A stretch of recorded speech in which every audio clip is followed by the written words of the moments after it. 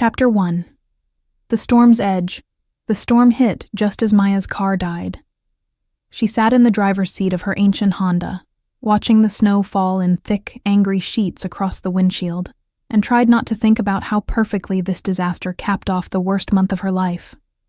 The engine had sputtered to a stop 20 minutes ago, somewhere along a winding mountain road that her GPS had sworn was a scenic shortcut to her new life in Cedar Falls. Scenic. Right. If you considered being stranded in a blizzard with no cell service particularly picturesque. Maya pulled her coat tighter and checked her phone again. Still no bars. The battery was down to 15%, and the temperature inside the car was dropping fast. Outside, the wind howled like something alive and hungry, rattling the windows with enough force to make her wonder if the glass would hold. She'd been running for 3 days now. Running from Chicago, from the wreckage of her engagement, from the humiliation of discovering her fiancé in bed with her best friend, from the job she'd lost when she'd had what HR delicately called a public emotional incident in the break room, from the apartment she could no longer afford, the friends who'd chosen sides, the life that had imploded so spectacularly that even her mother had suggested she go somewhere quiet to figure things out. Cedar Falls, Montana, population 847, had seemed like the perfect place to disappear. She'd found a job at the local library, a tiny apartment above the bookstore, and a chance to start over where no one knew about her failures. If she lived long, enough to reach it. The wind picked up, and something large crashed in the forest nearby. A tree, maybe, or something worse. Maya's hands trembled as she turned the key in the ignition one more time. The engine made a pitiful clicking sound and died again. "Come on," she whispered, her breath visible in the frigid air. "Please, just get me to town." Nothing. She was going to die out here. The thought hit her with startling clarity. She was going to freeze to death in a broken-down car on a mountain road, because she'd been too proud to stay in Chicago and face the gossip, too stubborn to ask for help, too broken to. A sound cut through the storm. Low and rhythmic, almost like breathing. Maya froze, listening. There it was again, closer now. Her heart hammered against her ribs as she peered through the snow-covered windows, trying to see what was out there.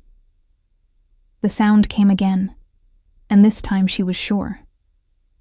Footsteps. Heavy ones, crunching through the snow with deliberate purpose. Maya's mouth went dry. She was miles from the nearest house, in the middle of a blizzard that should have kept any sane person indoors, which meant whoever was walking toward her car probably wasn't sane, or wasn't a person at all.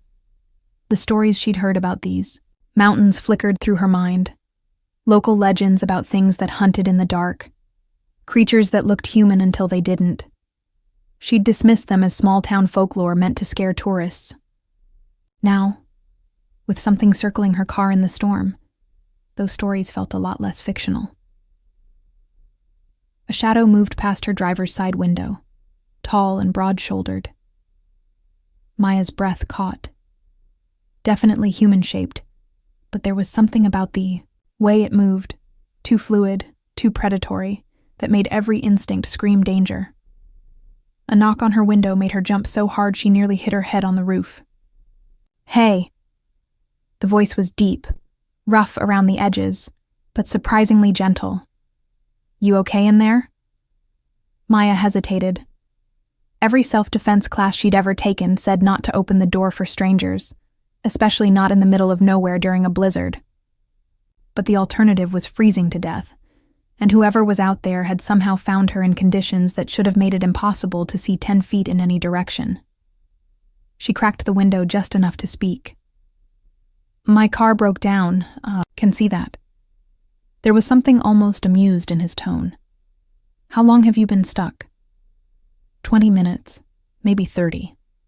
She squinted through the gap, trying to make out his face, but the snow was falling too hard. "Are you local? Is there a town nearby?" "Cedar Falls is about 15 miles down the road." He paused. "You're not going to make it there in this storm, not on foot, and definitely not in this car. Maya's heart sank. My phone doesn't have service. I can't call for help. No one's getting through tonight anyway. Roads are already blocked. His voice moved closer to the window. Look, I know this sounds crazy, but there's a cabin about a mile from here. You can wait out the storm there. Every warning bell in her head went off at once. Don't go with strangers to isolated cabins. It was basically the first rule of horror movies. But the alternative was staying in a car that was rapidly becoming an icebox, with no heat, no food, and no way to call for help. How do I know you're not a serial killer? She asked, half joking and half serious. He laughed, and the sound sent an unexpected shiver down her spine that had nothing to do with the cold. Fair question. I guess you don't. But serial killers don't usually offer rescue services during blizzards. Maybe that's exactly what a smart serial killer would do. You've got a point. She could hear the smile in his voice. Tell you what, you can keep my knife. Something metallic tapped against the window. Maya looked down to see a hunting knife in a leather sheath being held up for her inspection. Your knife? My knife. Consider it collateral. If I try anything sketchy, you can stab me with it. It was such an absurd offer that Maya almost laughed despite her fear. Who gave their weapon to a potential victim? Either he was genuinely trying to help, or he was confident enough in his abilities that he didn't need a knife to overpower her. She really hoped it was the former. Okay, she said finally. But I'm keeping the knife. Wouldn't expect otherwise. Maya turned off the car and grabbed her purse and overnight bag. Her hands shook as she reached for the door handle, and she took a deep breath before opening it. The wind hit her like a physical blow, stealing her breath and nearly knocking her off balance. Snow whipped around her in blinding swirls, and the cold bit through her coat like it was made of tissue paper. A strong hand caught her elbow, steadying her. This way. Stay close. She looked up and got her first clear look at her rescuer. He was tall, well over 6 feet, with dark hair that looked black in the stormlight, and eyes that seemed to catch and hold what little light there was. His face was all sharp angles and hard lines, handsome in a dangerous sort of way that made her think of wolves and winter nights.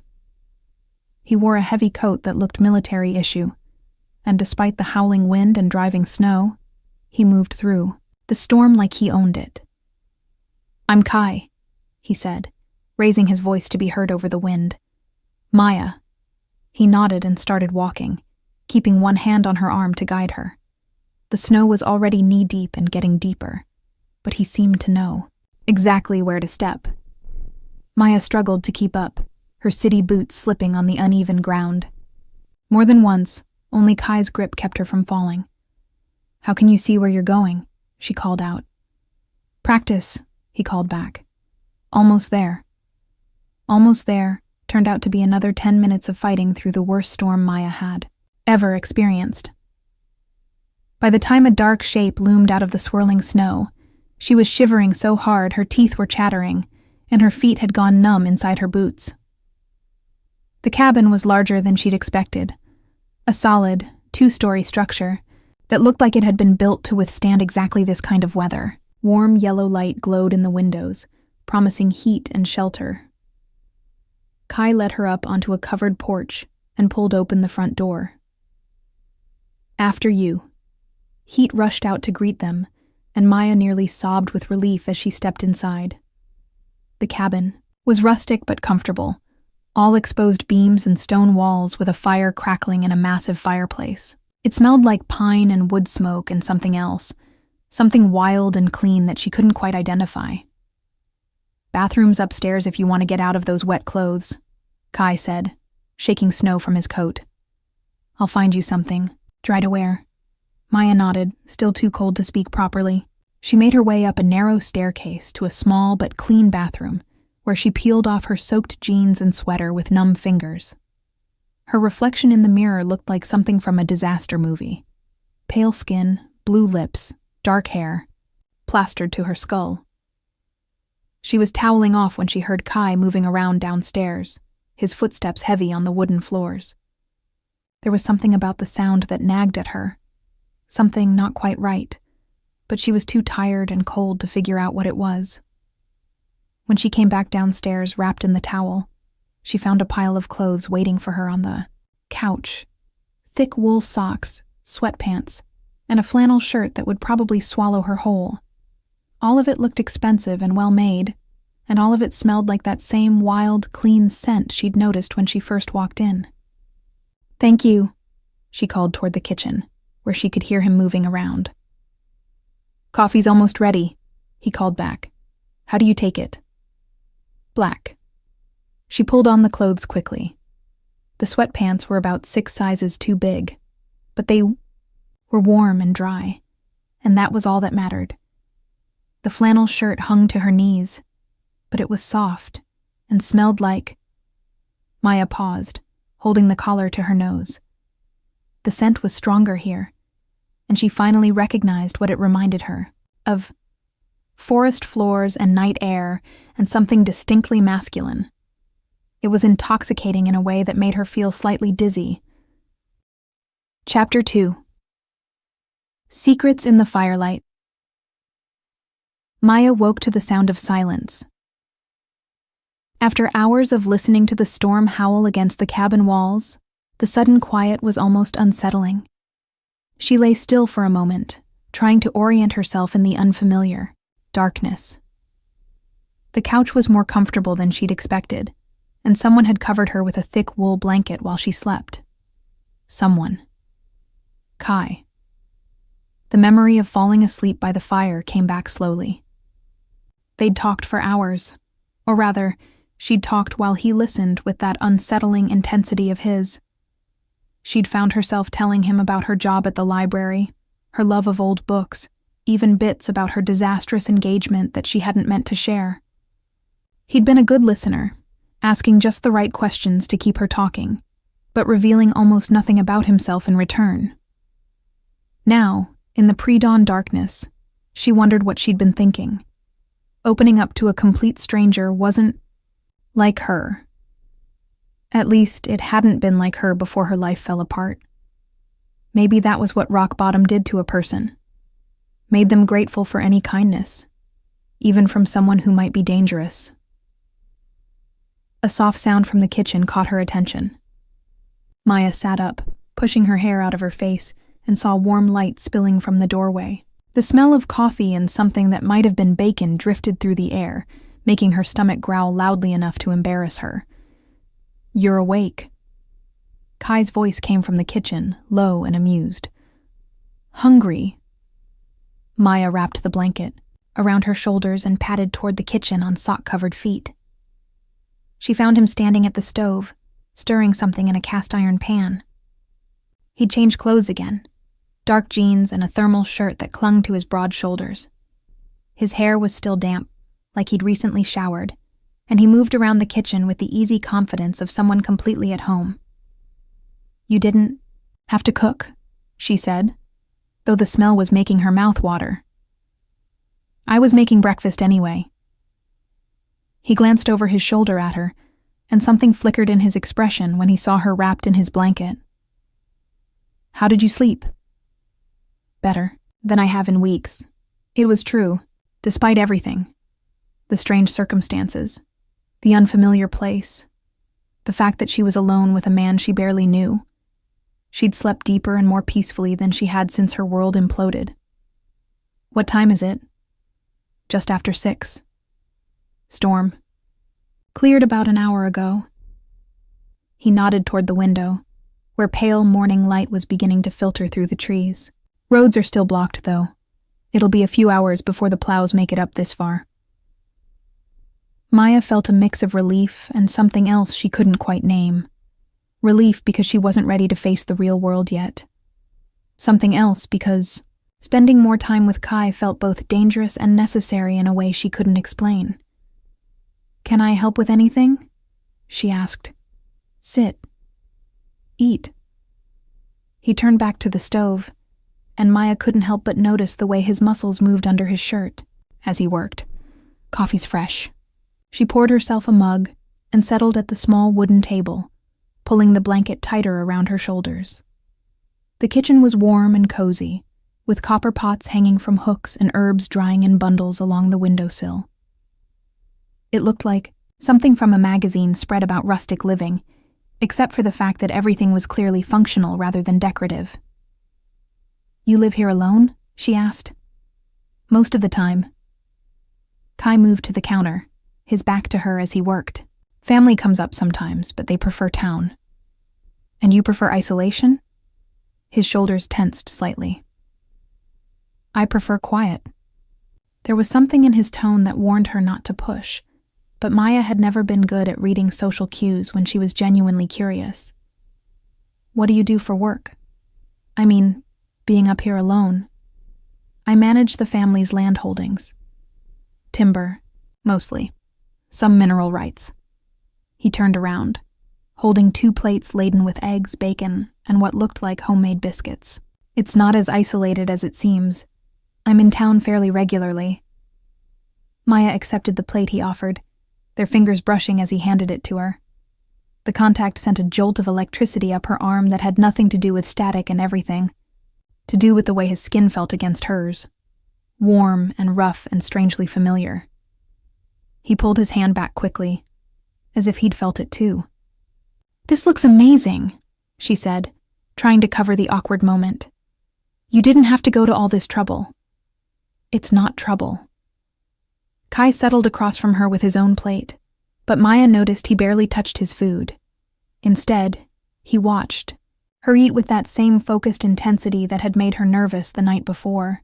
"Tell me about your job. What made you want to work in a library?"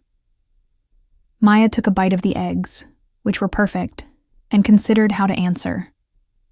"I've always loved books, and libraries are safe places, you know? Quiet, predictable. No one yells at librarians." "Someone's been yelling at you?" The question was asked casually, but there was something sharp underneath it that made Maya look up from her plate. Kai's expression was neutral, but his eyes had gone hard. "My ex-fiancé had a temper," she said carefully. "Nothing serious, just loud." "Loud how?" Maya shifted uncomfortably. She'd never talked about David's anger issues with anyone, not even her friends.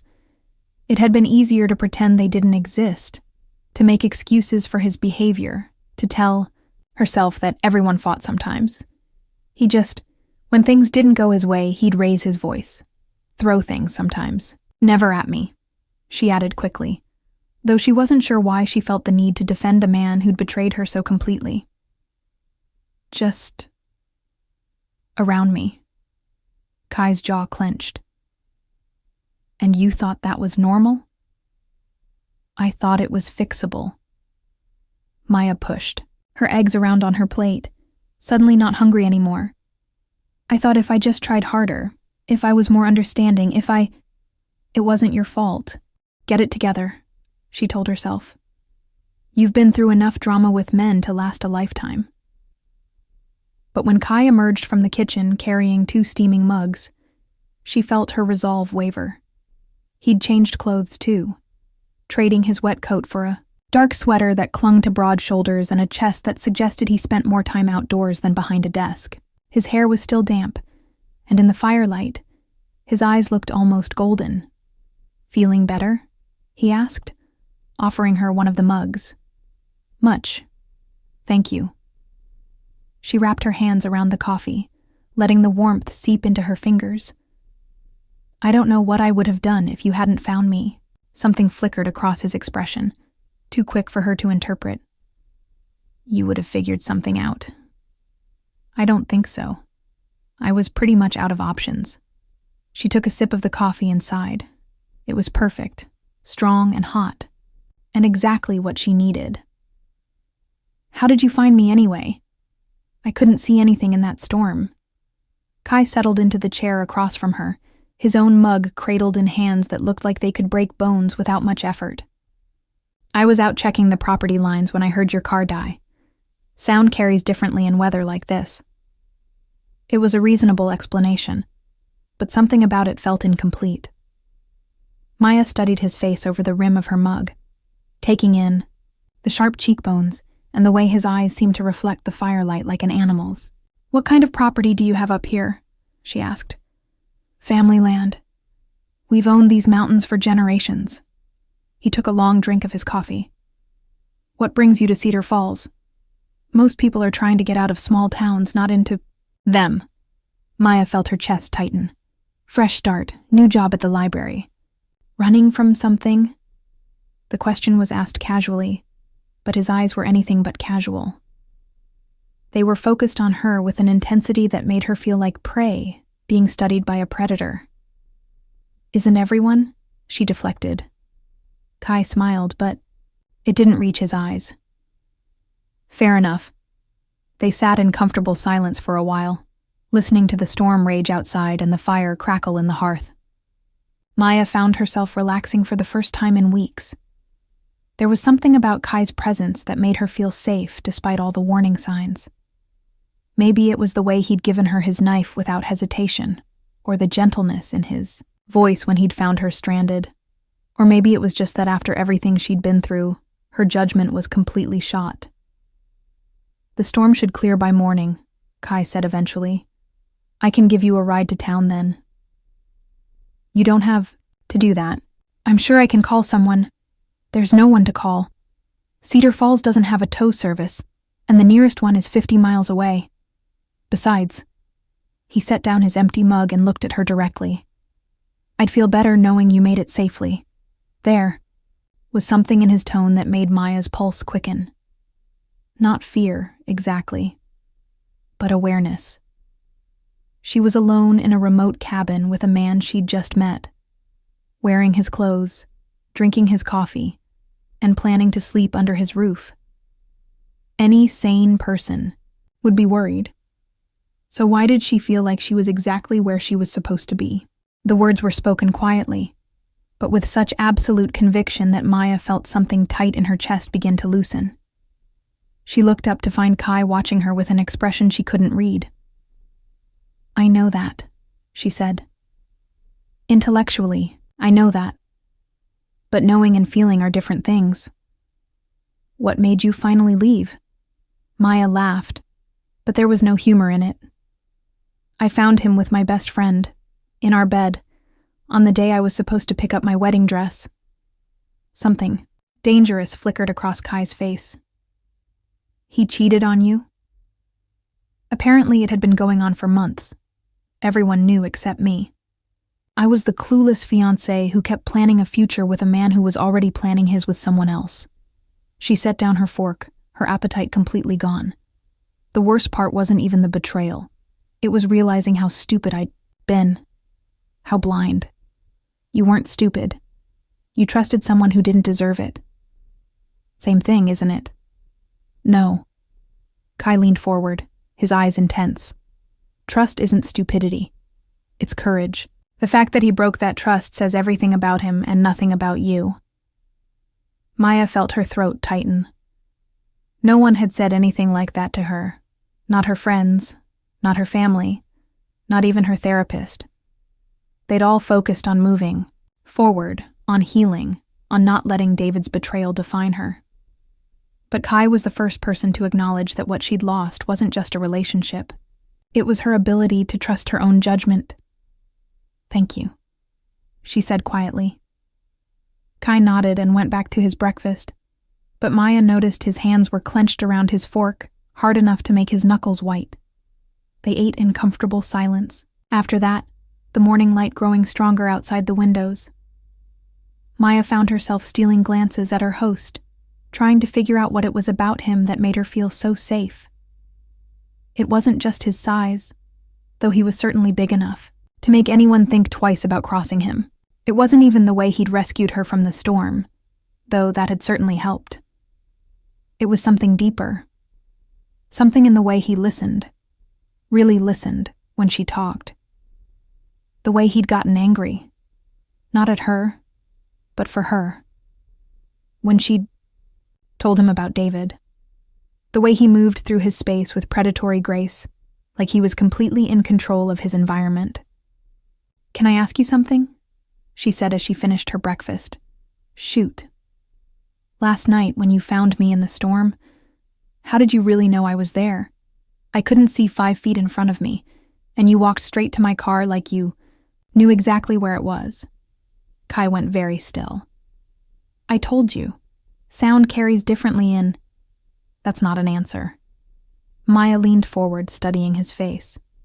You moved through that blizzard like you could see in the dark. And this morning, you said the storm cleared an hour ago, but I didn't hear you get up to check. How did you know?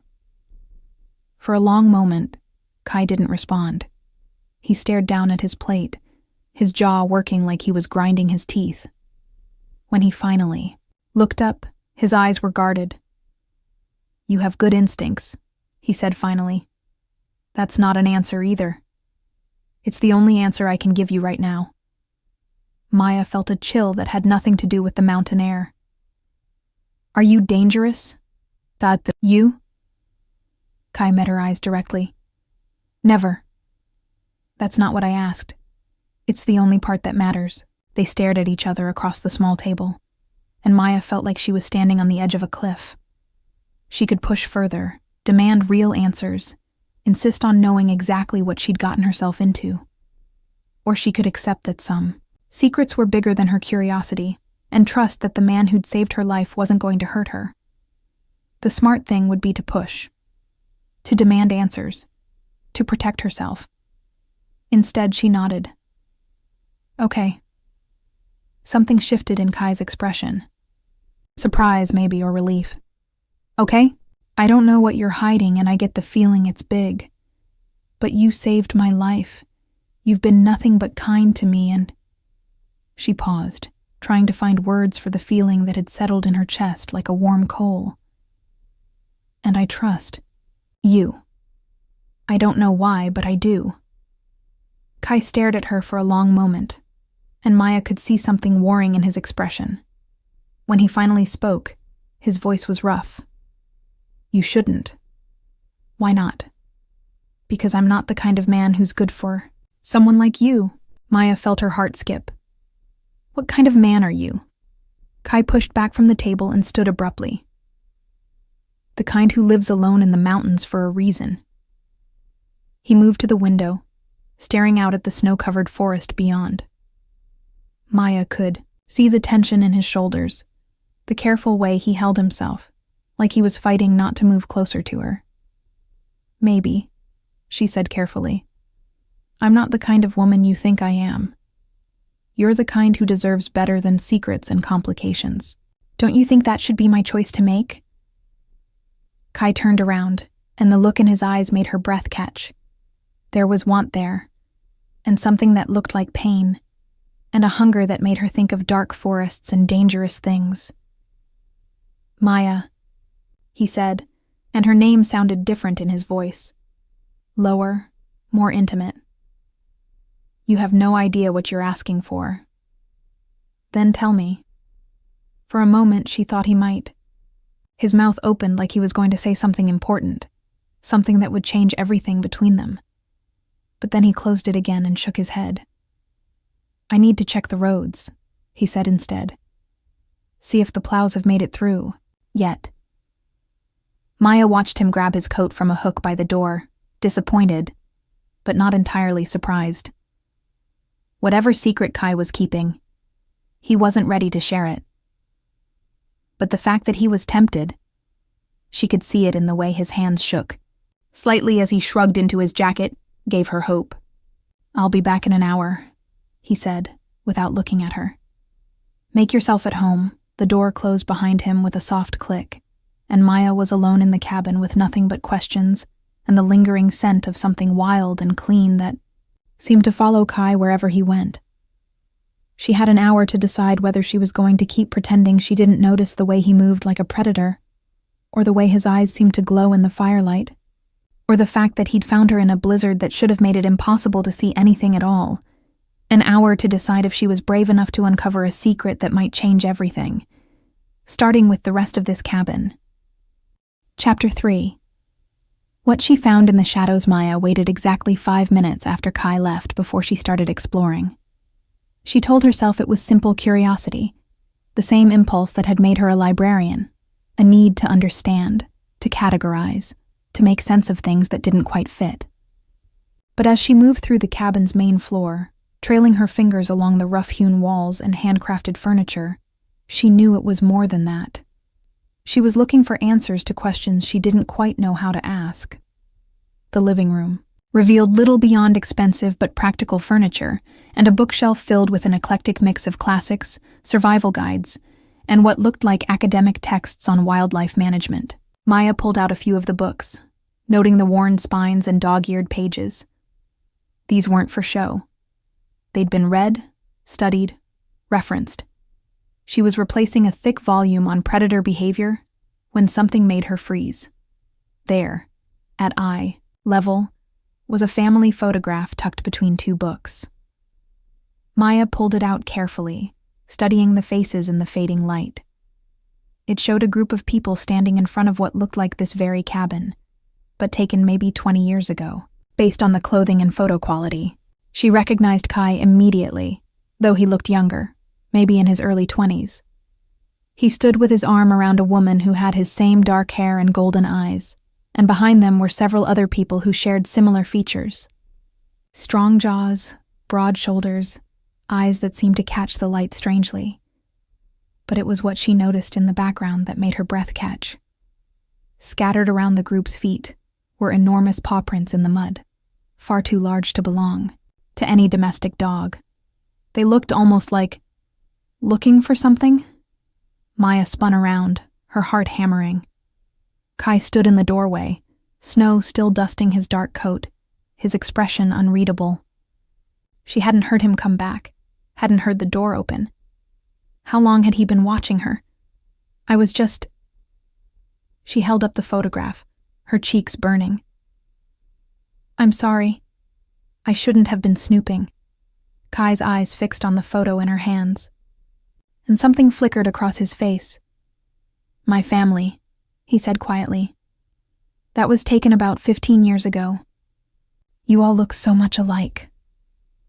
Maya studied his face, trying to read his expression. Those are some impressive dogs you had. Dogs? Kai moved closer, and Maya could smell that wild, clean scent again, stronger now, like he'd been running through. The forest, the paw prints, in the mud behind you. She pointed to the photograph. They're huge. What kind of breed? They're not dogs.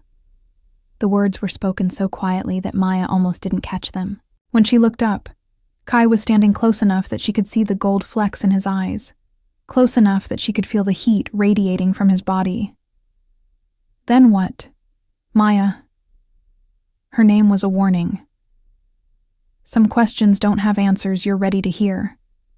She should have stepped back, should have laughed it off, made a joke about mountain wildlife, changed the subject to something safe. Instead, she found herself moving closer. Try me. For a long moment, they stood frozen in a tableau of tension and possibility. Maya could hear her own heartbeat in the silence, could smell snow and pine and something darker, more primal. Kai's eyes were fixed on her face with an intensity that made her feel like prey, but not in a way that frightened her. In a way that made her pulse quicken and her skin flush with awareness. The roads are still blocked, he said finally, his voice rough. Might be another day before they're passable. It was a complete change of subject, but Maya heard the subtext loud and clear. Another day. Another night. Just the two of us. Okay, she said, surprised by how steady her voice sounded. I can sleep on the floor, give you the bedroom upstairs. You don't have to. Yes, I do. His jaw clenched. Trust me on this. Maya tilted her head, studying his face. There was something almost desperate in his expression, like he was fighting a battle with himself and losing. What are you so afraid of? I'm not afraid. But his hands were clenched into fists at his sides, and Maya could see the tension vibrating through his entire body. I'm trying to be smart. Smart about what? about not taking advantage of a woman who's been through hell and is stuck in the middle of nowhere with a stranger. Maya felt something warm unfurl in her chest. Even now, even when she could see the want in his eyes, his first concern was for her well-being. When was the last time someone had put her needs before their own desires? "What if I told you I don't feel like I'm with a stranger?" she asked softly. Kai's eyes flashed, literally flashed, like light reflecting off an animal's retina in the dark. "Maya, what if I told you that I've felt safer in the last 24 hours than I have in months? That for the first time since my life fell apart, I feel like I'm exactly where I'm supposed to be?" "You don't know what you're saying, don't I?" Maya stepped closer, close enough that she had to tilt her head back to meet his eyes. "You saved me from freezing to death. You gave me your clothes, your food, your bed. You listened to me talk about my problems without trying to fix them or tell me what I should have done differently. And when I told you about David, you got angry for me, not at me. That's basic human decency." "No, it's not." Maya reached up and touched his face, her fingers tracing the sharp line of his cheekbone. His skin was fever warm under her touch, and she felt him shudder. "Basic human decency would have been calling for help and leaving me with the authorities. What you did was take care of me." Kai caught her wrist, his fingers wrapping around it easily. For a moment, Maya thought he was going to push her away, but instead he held her hand against his cheek, his eyes falling closed. "You have no idea what you do to me," he said quietly. "Then show me." His eyes snapped open, meeting hers with an intensity that made her knees weak. "If I do that, there's no going back." Maybe I don't want to go back. For a heartbeat, neither of them moved. Then Kai was kissing her, his mouth claiming hers with a hunger that stole her breath and made her forget everything else. His hands, tangled in her hair, holding her against him as he kissed her like she was air and he was drowning. Maya melted into him, her body responding to his touch with an intensity that shocked her. This wasn't the careful, practiced kisses she'd shared with David. This was raw and desperate and real, like Kai was pouring something essential into her with every brush of his lips. When they finally broke apart, both of them were breathing hard. "This is a mistake," Kai said against her forehead, but his arms tightened around her even as he spoke. "Probably," Maya agreed. "I'm good at those lately." That earned her a rough laugh. "You have no idea." "Then tell me." She pulled back to look at him, her hands fisted in his shirt. "Whatever secret you're keeping, whatever you think is so terrible about yourself, tell me. Let me decide if I can handle it." Kai stared down at her for a long moment, and Maya could see the war playing out in his expression. Want versus caution. Truth versus protection. Finally, he shook his head. "Not yet," he said. "But soon, I promise." Maya wanted to push, wanted to demand answers right now while the moment was raw and honest between them. But something in his expression stopped her. He wasn't refusing out of lack of trust. He was refusing out of fear. Not for himself, but for her. "Okay," she said finally. "But I'm not fragile, Kai. Whatever you think you need to protect me from, I'm stronger than I look." "I know you are." His thumb traced along her cheekbone, his touch impossibly gentle for such large hands. "That's what scares me." Before Maya could ask what he meant, Kai stepped back, putting careful distance between them. The absence of his warmth made her shiver. "I should check the generator," he said, his voice carefully neutral. "Make sure we have enough fuel if the power goes out."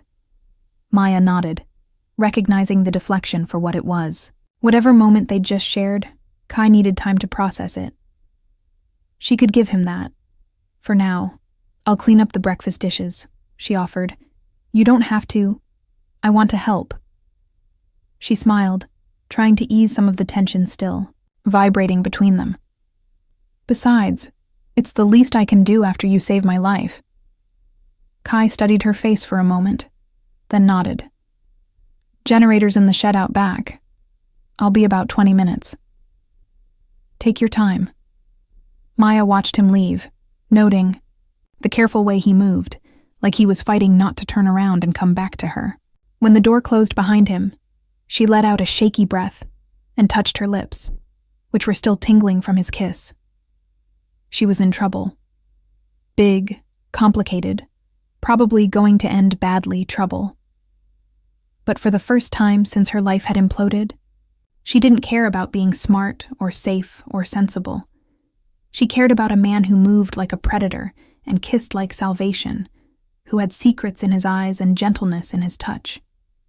A man who lived alone in the mountains for reasons he wouldn't share, but who had saved her life without hesitation. As she gathered the breakfast dishes, Maya found herself humming, something she hadn't done in months. Outside, she could hear the sound of Kai moving around the generator shed, and the noise was oddly comforting. Like the sound of someone taking care of things, taking care of her. She was loading plates into the dishwasher when she heard it, a sound that made her freeze with a coffee mug halfway to the sink. It was a howl, low and mournful, echoing through the forest like a ghost. But it wasn't coming from the distance. It was coming from right outside the cabin. Maya moved to the kitchen window, her heart hammering. The generator shed was clearly visible from here, and she could see Kai working inside it, his back to her as he bent over some piece of machinery. So, what was howling in his yard?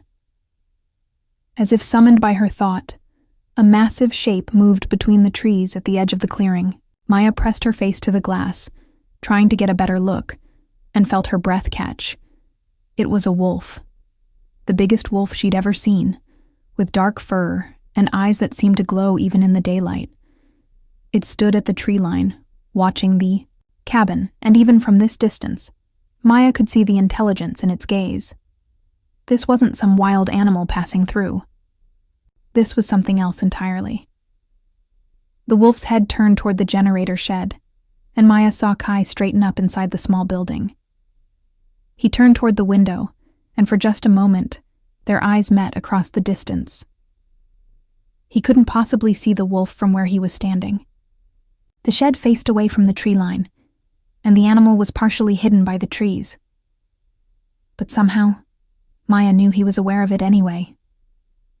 The wolf let out another howl, shorter this time, almost like a greeting, and Maya would have sworn she saw Kai nod in acknowledgement before turning back to his work. When she looked back toward the trees, the wolf was gone. Chapter 4. The truth between them. Maya was still staring out the kitchen window when Kai returned, her mind racing with questions she wasn't sure she wanted answered. The coffee mug sat forgotten in her hands, growing cold as she tried to make sense of what she'd witnessed. A wolf. A massive, intelligent wolf that had appeared the moment Kai went outside, howled like it was announcing itself, and then vanished when he acknowledged it. In broad daylight, in a place where wolves weren't supposed to exist anymore. Everything. Okay? Kai's voice came from behind her, carefully neutral. Maya turned around, studying his face. He looked normal. No signs of the supernatural awareness she was certain she'd witnessed. But there was tension in his shoulders that hadn't been there when he left, and his eyes kept darting toward the window. I saw something, she said carefully. Kai went very still. What kind of something? A wolf. A big one. It was watching the cabin. Wolves don't usually come this close to human habitation. His tone was measured, but Maya caught the slight emphasis on usually. You sure it wasn't a dog? I know the difference between a wolf and a dog. Maya set down her mug and crossed her arms. This thing was enormous, Kai, and it was looking at the cabin like it knew exactly what it was doing here. Mountain wildlife can be unpredictable. The storm probably displaced some animals from their normal territory. It was a reasonable explanation. Logical. The kind of thing anyone would say in this situation. So why did it feel like a lie? It howled, Maya said, watching his face carefully. Twice. And the second time you looked up like you heard it too. Something flickered in Kai's expression. The generator was running. I wouldn't have heard anything over the noise. Then why did you turn toward the cabin? I thought I saw movement in the window. Another reasonable answer. But Maya had spent 3 years with a man who lied as easily as breathing, and she'd learned to read the subtle signs. The way Kai's jaw tightened just slightly when he spoke. The careful way he held his body, like he was prepared to run or fight. The fact that he wouldn't quite meet her eyes. You're lying to me, she said quietly. Kai's head snapped up, his eyes meeting hers with an intensity that made her take a step back. Maya, don't. She held up a hand. Don't give me another reasonable explanation or try to make me think I'm seeing things. I know what I saw, and I know you're not telling me the truth about it. For a long moment, they stared at each other across the kitchen. Maya could see the war playing out in Kai's expression, the same battle between truth and protection she'd witnessed earlier, but more desperate now. What do you want me to say? He asked finally. I want you to tell me what's really going on here.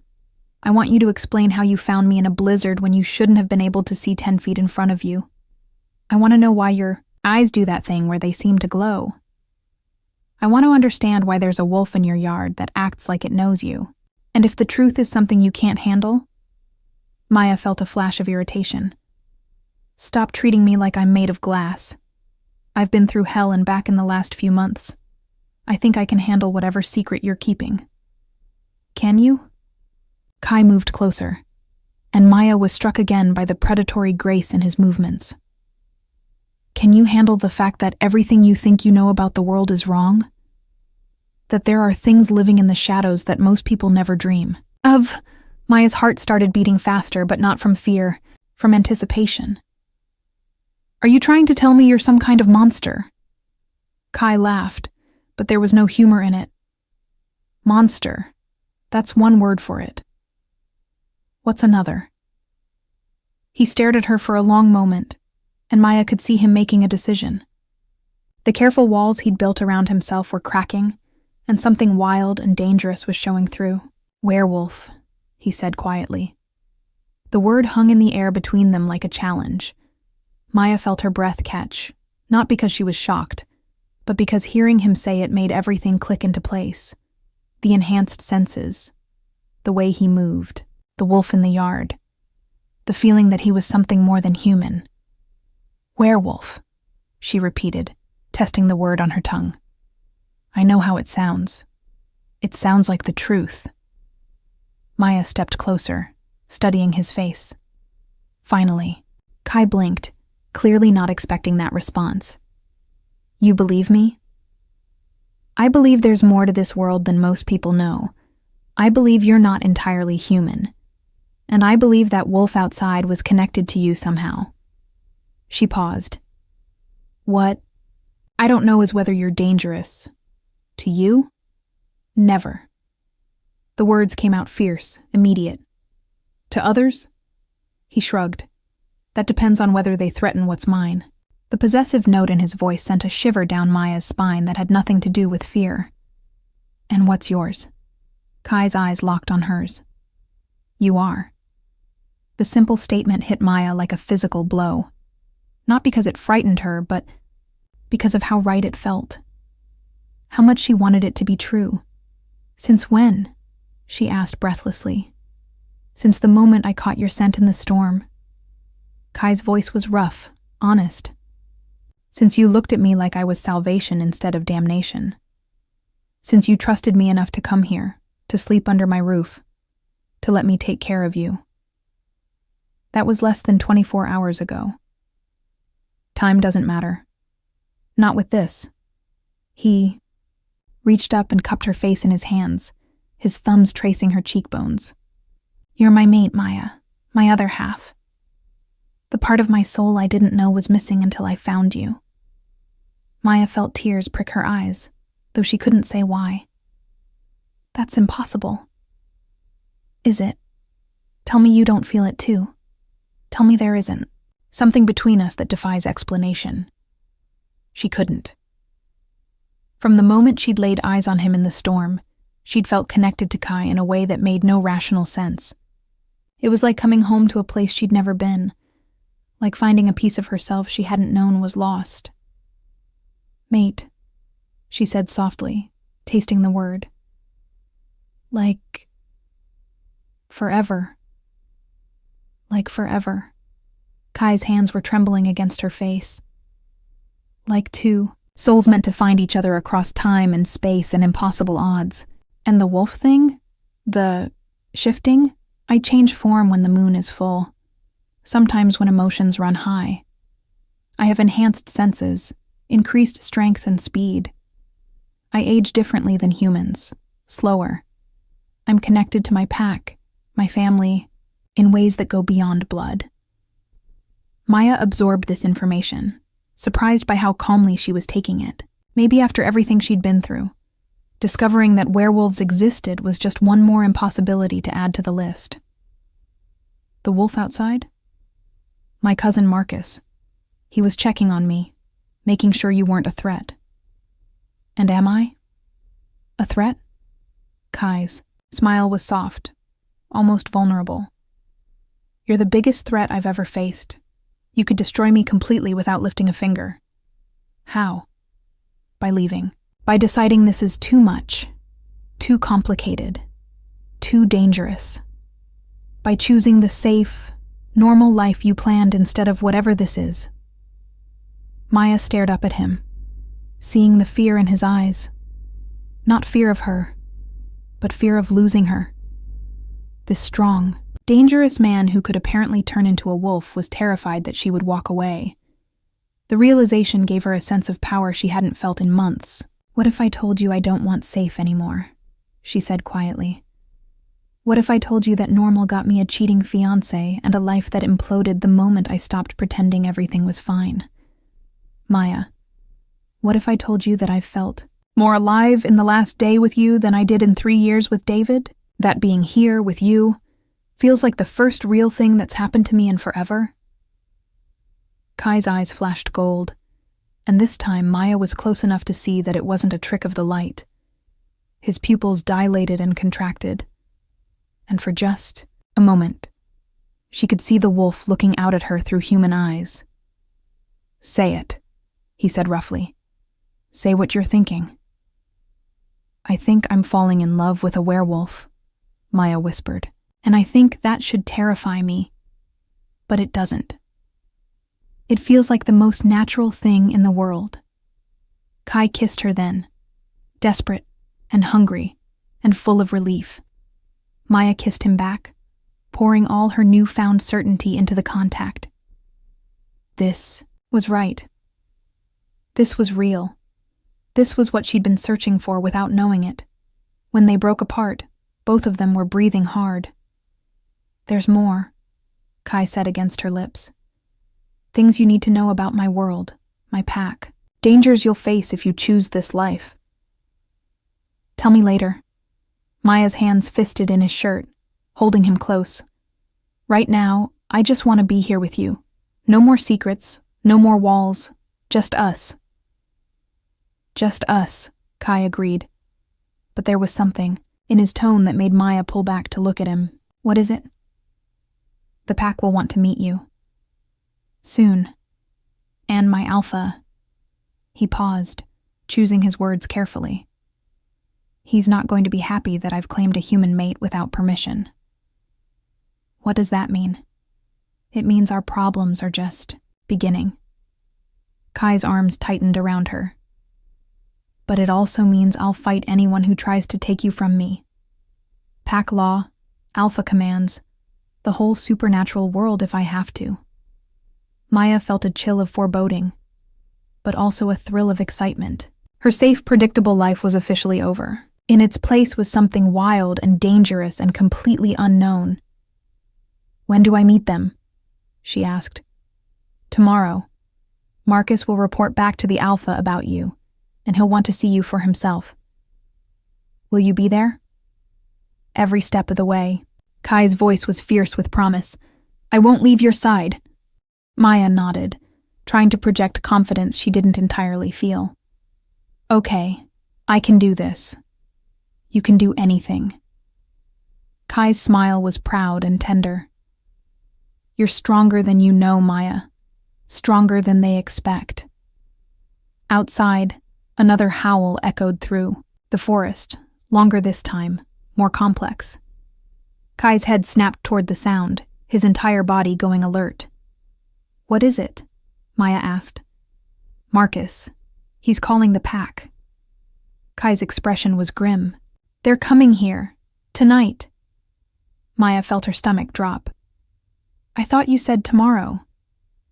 Plans change. Kai cupped her face in his hands, his eyes intense. Listen to me. Whatever happens, stay close to me. Don't challenge anyone directly. Don't make eye contact with the alpha unless he speaks to you first. And whatever you do, don't run. Understand? You're scaring me. Good. You should be scared. But not of me.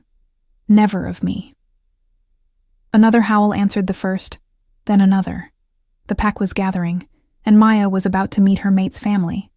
A family of werewolves who might not approve of their alpha's son choosing a human. What happens if they don't accept me? She asked quietly. Kai's eyes flashed gold again, and this time they stayed that way. Then we leave. Tonight. And we never look back. You'd abandon your pack for me? I'd abandon everything for you. His voice was rough with emotion. You're my mate, Maya. That means you come first. Always.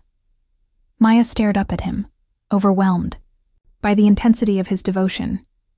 A day ago, she'd been a broken woman fleeing the wreckage of her old life. Now she was the claimed mate of a werewolf, about to face a supernatural pack that might decide her fate. It should have been terrifying. Instead, with Kai's arms around her and his promise ringing in her ears, it felt like the beginning of the adventure she'd been waiting for her whole life. Chapter 5. The pack arrives. The first wolf appeared at the edge of the clearing just as the sun began to set. Maya watched from the cabin's front window as a sleek gray form materialized from between the trees, moving with liquid grace across the snow-covered ground. It was smaller than the dark wolf she'd seen earlier, Marcus, she reminded herself, but no less impressive. Behind it came another, this one russet-colored with intelligent amber eyes that seemed to take in every detail of the cabin and its surroundings. How many are coming? Maya asked, trying to keep her voice steady.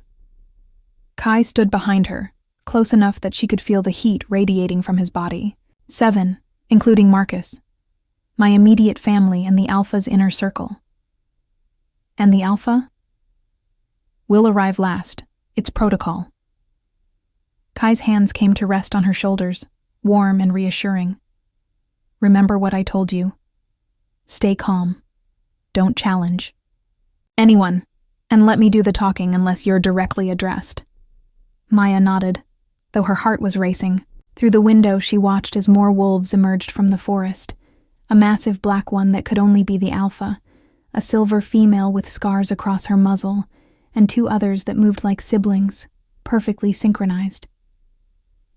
They're beautiful, she said softly, and meant it, even knowing what they were, what they could do. There was something magnificent about watching them move across the landscape like they owned it. They're dangerous, Kai corrected, but his tone was affectionate. Beautiful, yes, but never forget what they're capable of. As if hearing his words, the black wolf, the Alpha, lifted his massive head and looked directly at the window where Maya stood. Even from this distance, she could see the intelligence in his gaze, the calculating way he assessed her. A shiver ran down her spine, but she didn't look away. Is that him?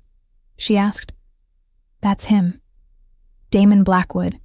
He's been Alpha for 15 years, ever since my grandfather died. Kai's voice carried complicated emotions. Respect, frustration, and something that might have been grief. He's fair, but rigid about pack law. and he doesn't approve of humans knowing our secrets. What happened to your grandfather? Hunters, the kind that know what they're hunting. Kai's hands tightened on her shoulders. It's why Damon is so protective of the pack, so suspicious of outsiders. He lost his father to humans who saw us as monsters to be destroyed. Maya absorbed this information, understanding now why her presence might be seen as a threat. She was an outsider, a human who'd stumbled into their world through chance and storm. To an alpha still grieving his father's death at human hands, she must represent everything he feared. Maybe I should leave, she said quietly. Go back to town. Pretend none of this happened. It might be easier for everyone. No. The word came out sharp, almost a growl. You're not leaving. Not now, not ever. Kai, you're my mate, Maya. That bond isn't something we can pretend away, and it's not something I'm willing to give up. He turned her in his arms so she was facing him, his eyes blazing gold. If Damon can't accept that, then we'll find our own way. But I won't lose you to politics and fear. Before Maya could respond, a sharp knock echoed through the cabin. 3. Precise raps, formal and commanding. They're here, Kai said unnecessarily. Maya smoothed down the flannel shirt she was still wearing. His shirt, she realized with a start. She probably should have changed into her own clothes, but somehow it felt right to be wearing something that carried his scent when she met his pack.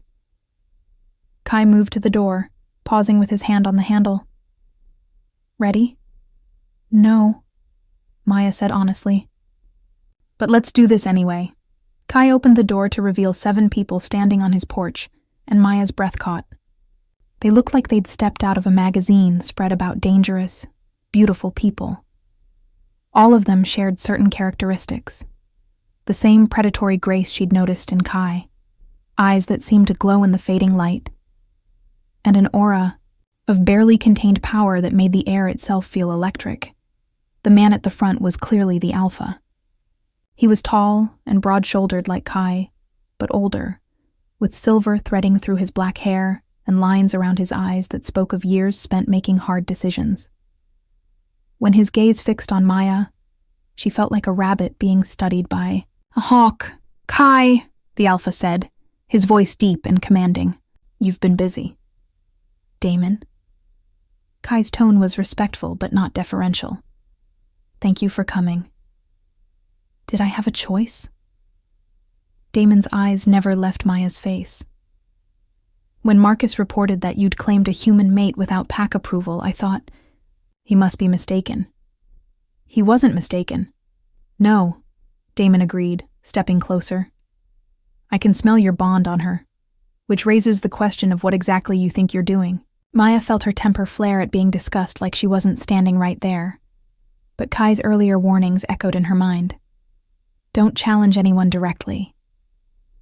Instead, she straightened her spine and met the alpha's gaze steadily, trying to project calm confidence she didn't feel. May I come in? Damon asked, though it was clearly more command than request. Kai stepped aside, and the pack filed into the cabin with the fluid coordination of a military unit.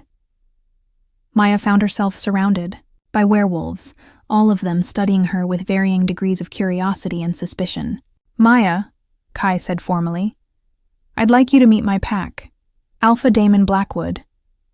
He gestured to the black-haired man, who inclined his head slightly. My cousin Marcus. The dark-haired man who'd been the wolf in the yard gave her a nod that seemed almost approving. My sister Elena. A stunning woman with long black hair and Kai's same golden eyes smiled at her warmly. Beta Samuel and his mate Catherine. An older couple who radiated quiet authority. And my aunt Lydia. The silver-haired woman with scars stepped forward, her gaze intense but not unfriendly. Everyone, Kai continued. This is Maya Chen. My mate? The formal introduction hung in the air like a challenge. Maya could feel the weight of their attention, the way they were assessing her for weakness, for threat, for worthiness. She's human, Damon said flatly. Yes, Kai replied without hesitation. She knows what we are. Yes. And you claimed her without pack permission. The mate bond doesn't ask for permission. Kai moved closer to Maya, a subtle but clear protective gesture. It simply is. Damon's eyes flashed with something that might have been anger. Pack law requires that a mated pair be recognized and protected, Elena interrupted, smoothly, stepping forward. Which is what Kai is asking for.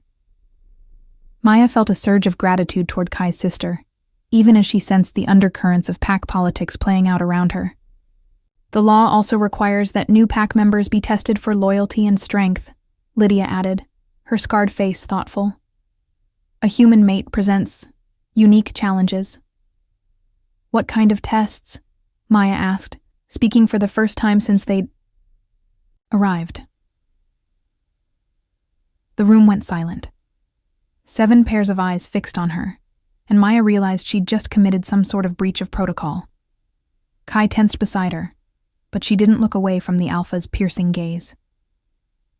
You speak without permission, Damon observed. I ask questions when my future is being discussed, Maya replied, keeping her voice level. I'd think that would be considered reasonable. A smile tugged at the corner of Marcus's mouth, quickly suppressed.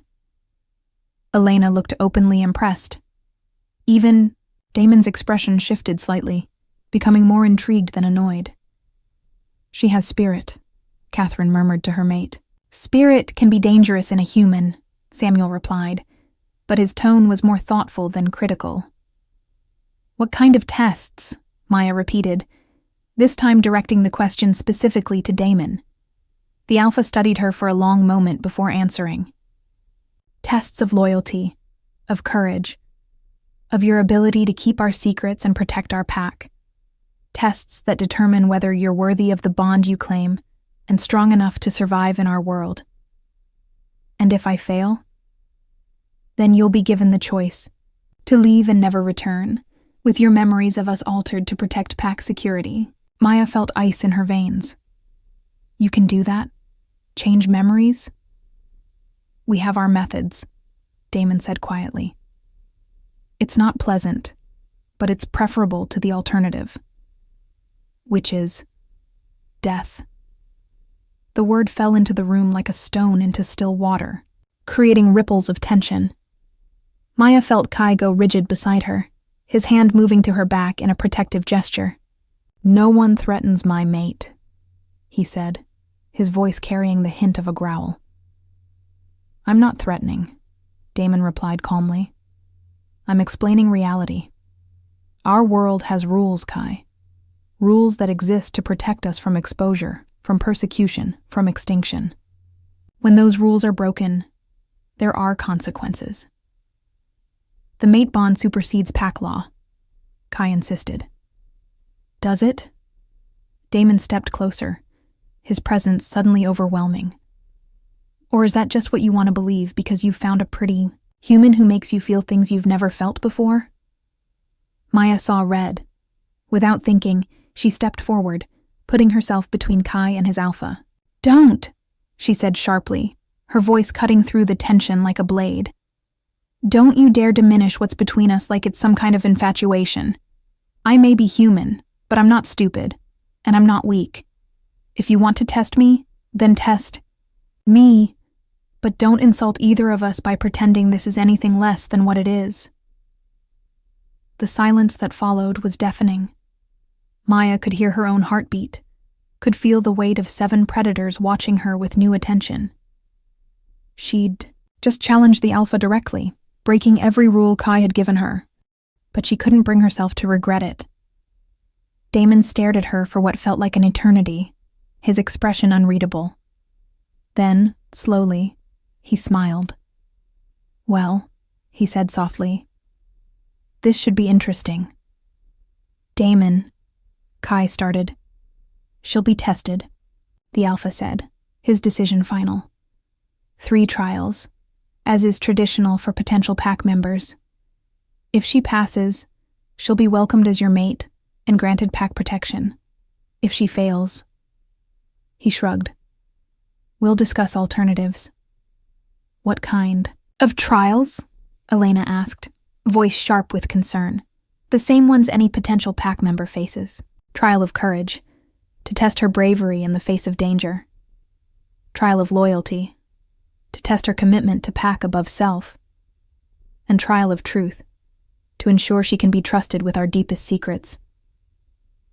Maya's mouth went dry. When? Tomorrow night. The full moon rises, and the pack will gather for the monthly hunt. You'll face your trials then, under Luna's witness. The full moon? Maya repeated, understanding dawning. You'll all be wolves. Yes, Damon confirmed. And you'll be the only human in a gathering of predators, proving you belong among us. Maya felt terror and excitement war in her chest in equal measure. Tomorrow night, she would either be accepted into a pack of werewolves or face consequences she didn't want to think about. I accept, she said firmly. Kai's hand found hers, squeezing tight. We accept. Damon nodded slowly. Then it settled. Tomorrow night, Maya Chen, you'll discover whether you're truly worthy of the bond you claim. As the pack began to file out of the cabin, Elena paused beside Maya. For what it's worth, she said quietly, I hope you pass. Kai's been alone too long. Maya squeezed Kai's hand tighter as the door closed behind the last pack member, leaving them alone with the weight of what was coming. 24 hours to prepare for trials that would determine her entire future. 24 hours to prove she was strong enough to be the mate of a werewolf. She just hoped it would be enough. Chapter 6. Before the storm. The silence that followed the pack's departure felt heavier than the blizzard that had brought Maya to this cabin. She stood by the window, watching the last wolf disappear into the forest, her hand still clasped tightly in Kai's. Well, she said finally, that could have gone worse. Kai turned to stare at her, his expression somewhere between admiration and horror. Maya, you challenged an alpha, in front of his entire pack.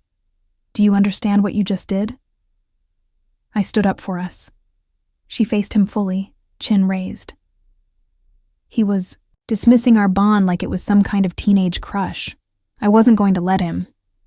He could have killed you, right there, in front of everyone, and been justified under pack law. Maya felt a chill, but she pushed it down. But he didn't. No, Kai agreed, his voice soft with wonder. He didn't. He was impressed. How do you know? Because you're still breathing. And because Damon Blackwood doesn't smile at people who displease him. Kai pulled her into his arms, holding her tight against his chest.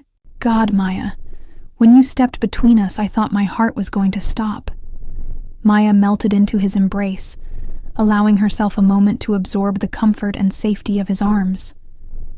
I couldn't let him talk about us like that. Like what we have isn't real. It's real, Kai murmured against her hair. More real than anything I've ever felt.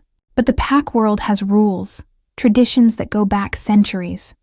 Challenging those traditions has consequences. Then maybe it's time some of those traditions were challenged. Kai pulled back to look at her, his eyes searching her face. You're not afraid. It wasn't a question, but Maya answered anyway. I'm terrified, but I'm also excited. Is that crazy? Completely. His smile was tender. It's also very much like the woman I'm falling in love with. Maya's heart skipped. Falling?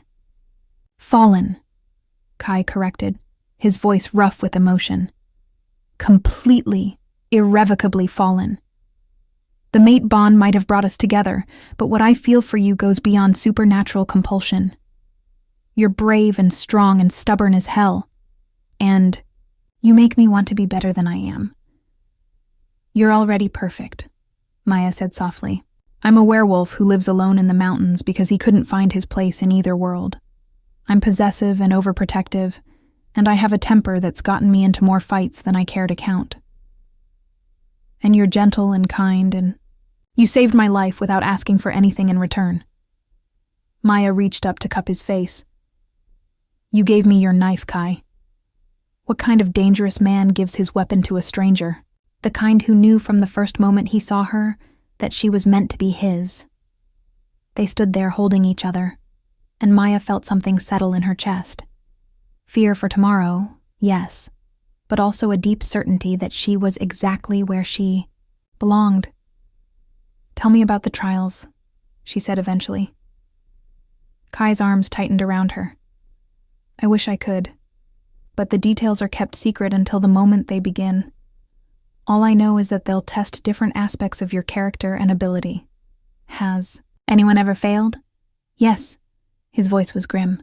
Not often, but yes. What happened to them? Memory alteration, usually.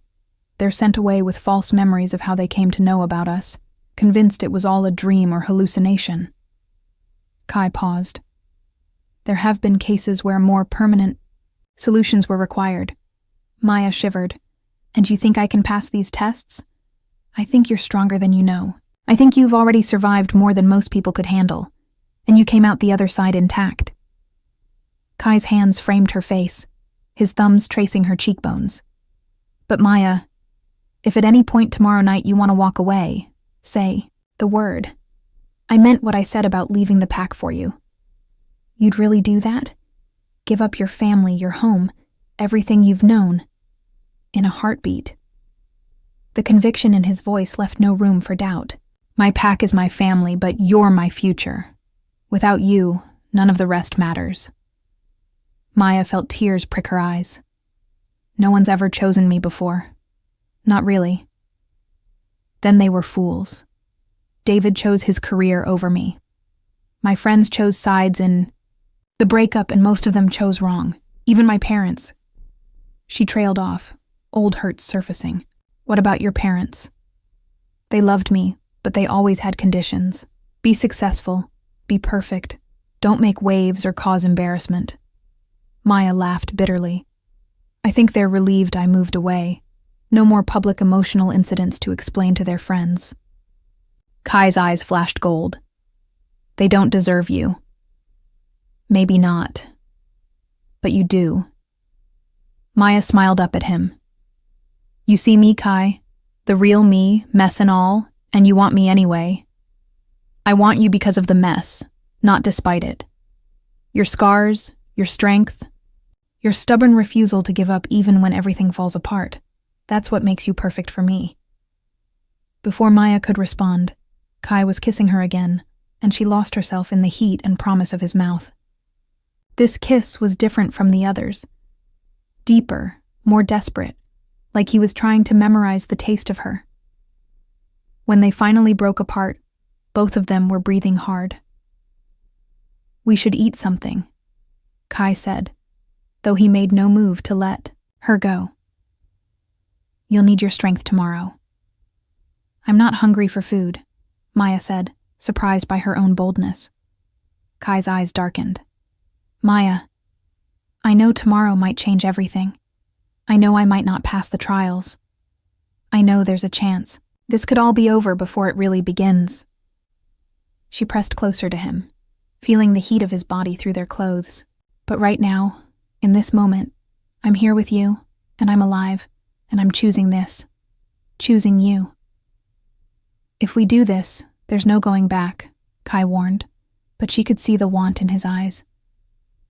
The mate bond will be stronger, more permanent. You'll be mine in every way that matters.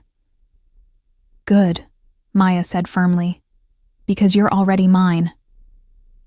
Kai's control snapped. He lifted her easily, carrying her toward the stairs with predatory grace. Maya wrapped her legs around his waist, kissing his neck and tasting the salt of his skin. Are you sure? He asked as he carried her into his bedroom.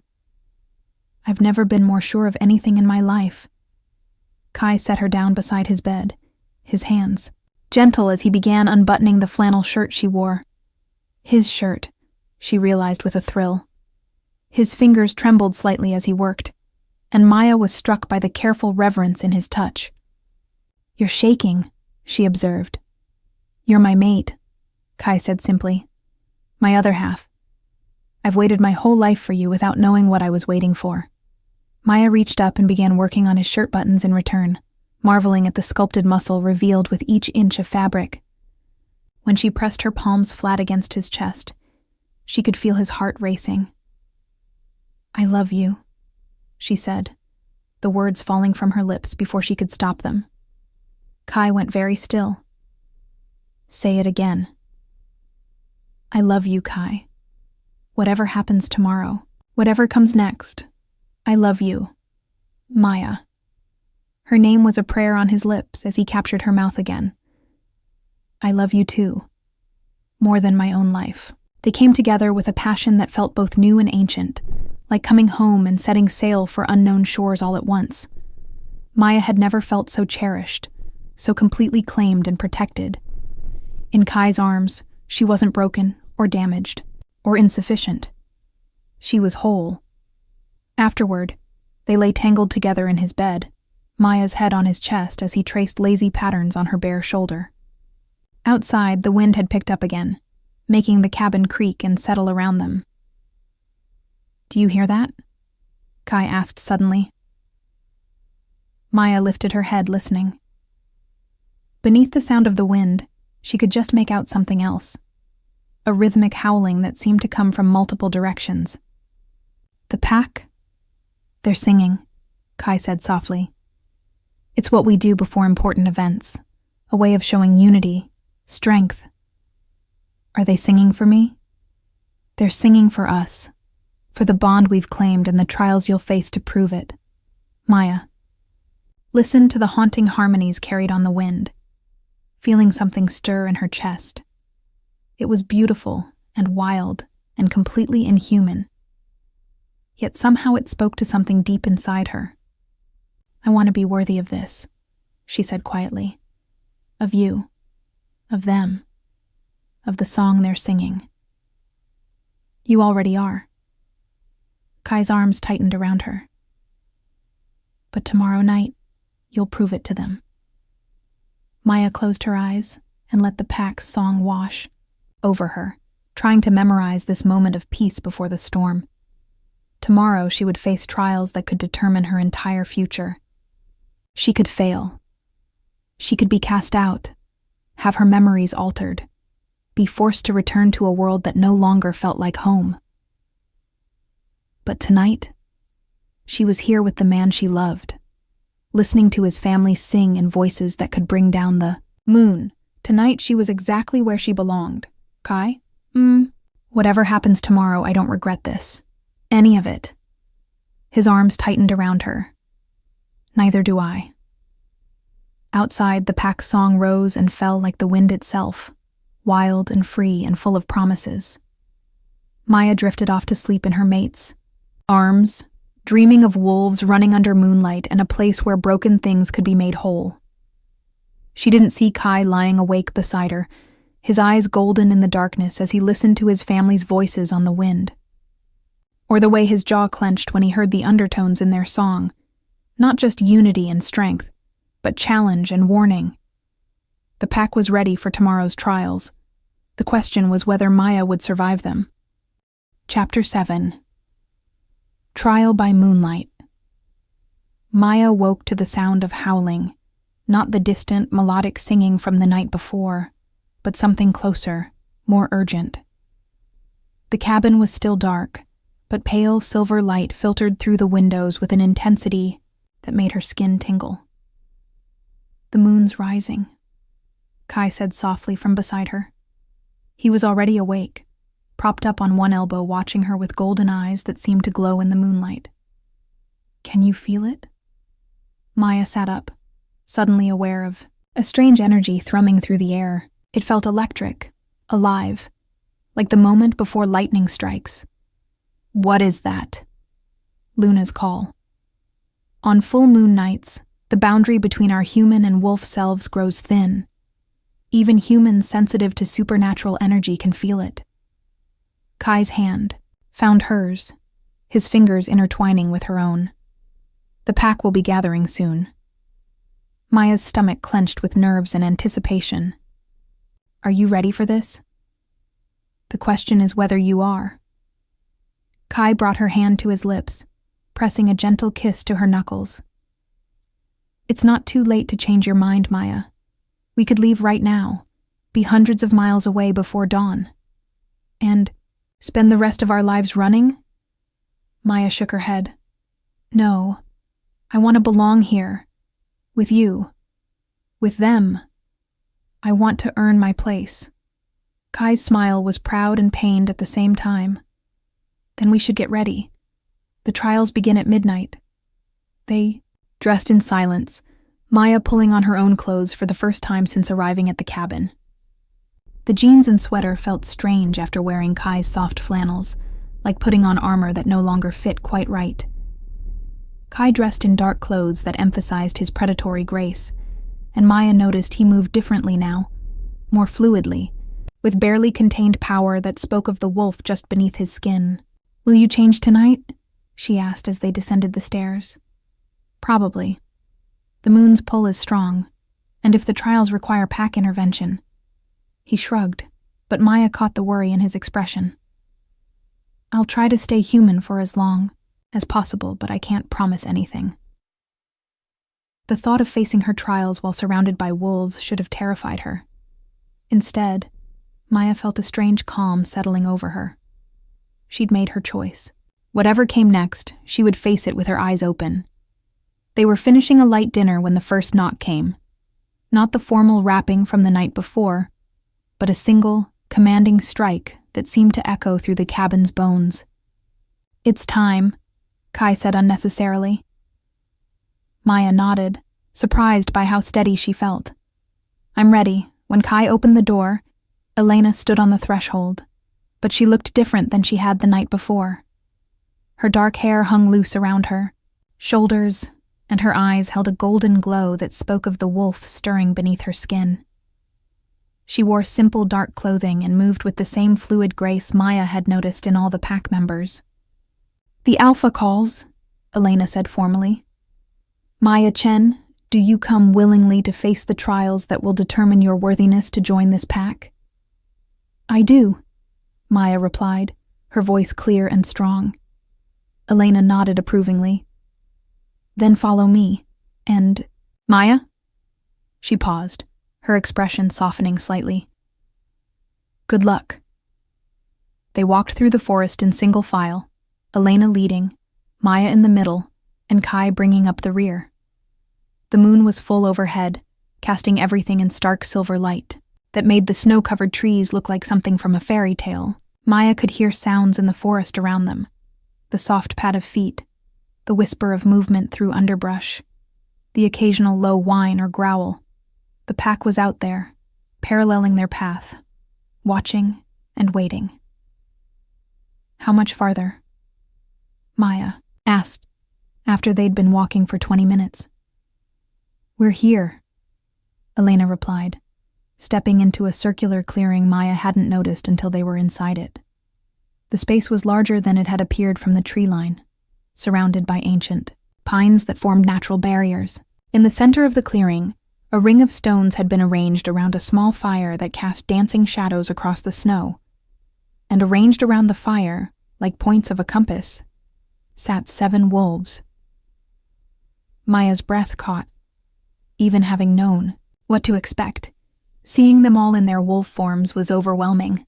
They were magnificent, each one easily the size of a small pony, with intelligence gleaming in their eyes and power radiating from their still forms. The largest wolf, coal-black with silver around his muzzle, lifted his massive head as they entered the clearing. Alpha Damon, Maya realized, somehow even more imposing in his wolf form than he'd been as a human. Maya Chen, Elena said formally, you stand before the Blackwood pack on the night of the full moon, seeking acceptance as mate to Kai Blackwood and membership in our family. Do you understand what you ask? I do, Maya replied, her voice carrying clearly across the clearing. Do you understand that these trials will test not just your courage, but your loyalty, your truthfulness, and your willingness to protect this pack above your own interests? I do. And do you understand that failure means exile from our world, with your memories altered to protect our secrets? Maya's throat was dry, but her voice remained steady. I understand. Elena nodded and stepped back, leaving Maya alone in the center of the stone circle. The wolves watched her with unblinking attention, and Maya could feel the weight of their assessment. Then Damon rose to his feet, his massive form seeming to flow like liquid shadow in the moonlight. When he spoke, his voice came from everywhere, and nowhere, a psychic projection that bypassed her ears entirely. The first trial is courage. You will face that which terrifies you most, and prove you will not flee when your pack needs you to stand. The fire in the center of the circle suddenly roared higher, the flames turning blue-white and casting strange shadows that seemed to move, independently of their sources. Maya felt the world shift around her, reality bending and warping until she was no longer in the clearing, but somewhere else entirely. She stood in a sterile hallway that smelled of disinfectant and despair.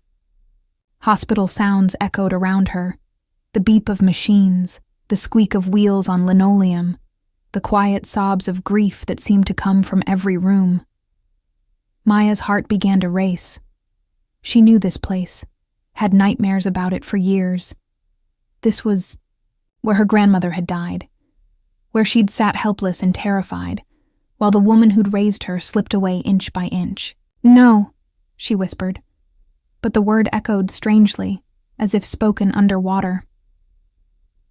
A door opened beside her, and Maya found herself drawn forward despite every instinct screaming at her to run. Inside was a hospital room, and in the bed lay a figure that made her knees buckle. Kai, but not the strong, vital man she'd fallen in love with. This Kai was broken, bandaged, connected to machines that beeped ominously. His face was pale as death, and his breathing was so shallow she could barely see his chest rise and fall. He's dying, a voice said behind her. Maya spun around to find David standing in the doorway, wearing his cruelest smile. Just like everyone you care about dies. Your grandmother, your friend Sarah in the car accident. Now him. You're poison, Maya. Everyone you love withers and dies. That's not true, Maya said, but her voice shook. Isn't it? Look at him. He saved you from that storm, took you in, cared for you, and now he's paying the price for your weakness. On the bed, Kai's breathing grew more labored.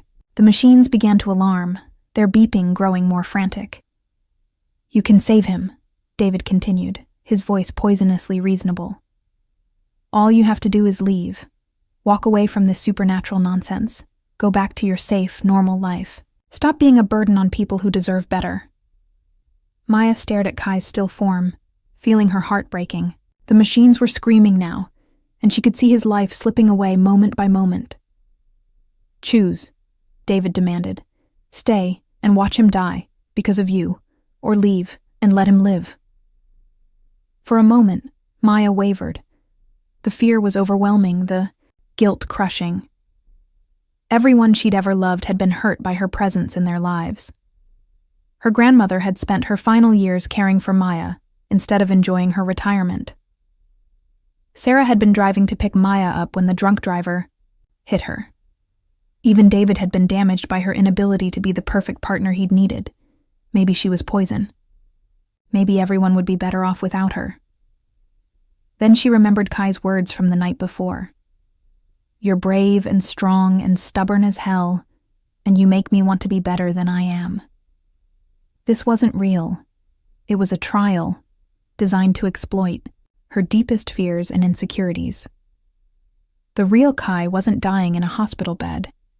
He was somewhere in the forest around the clearing, probably fighting his own battle with the moon's call.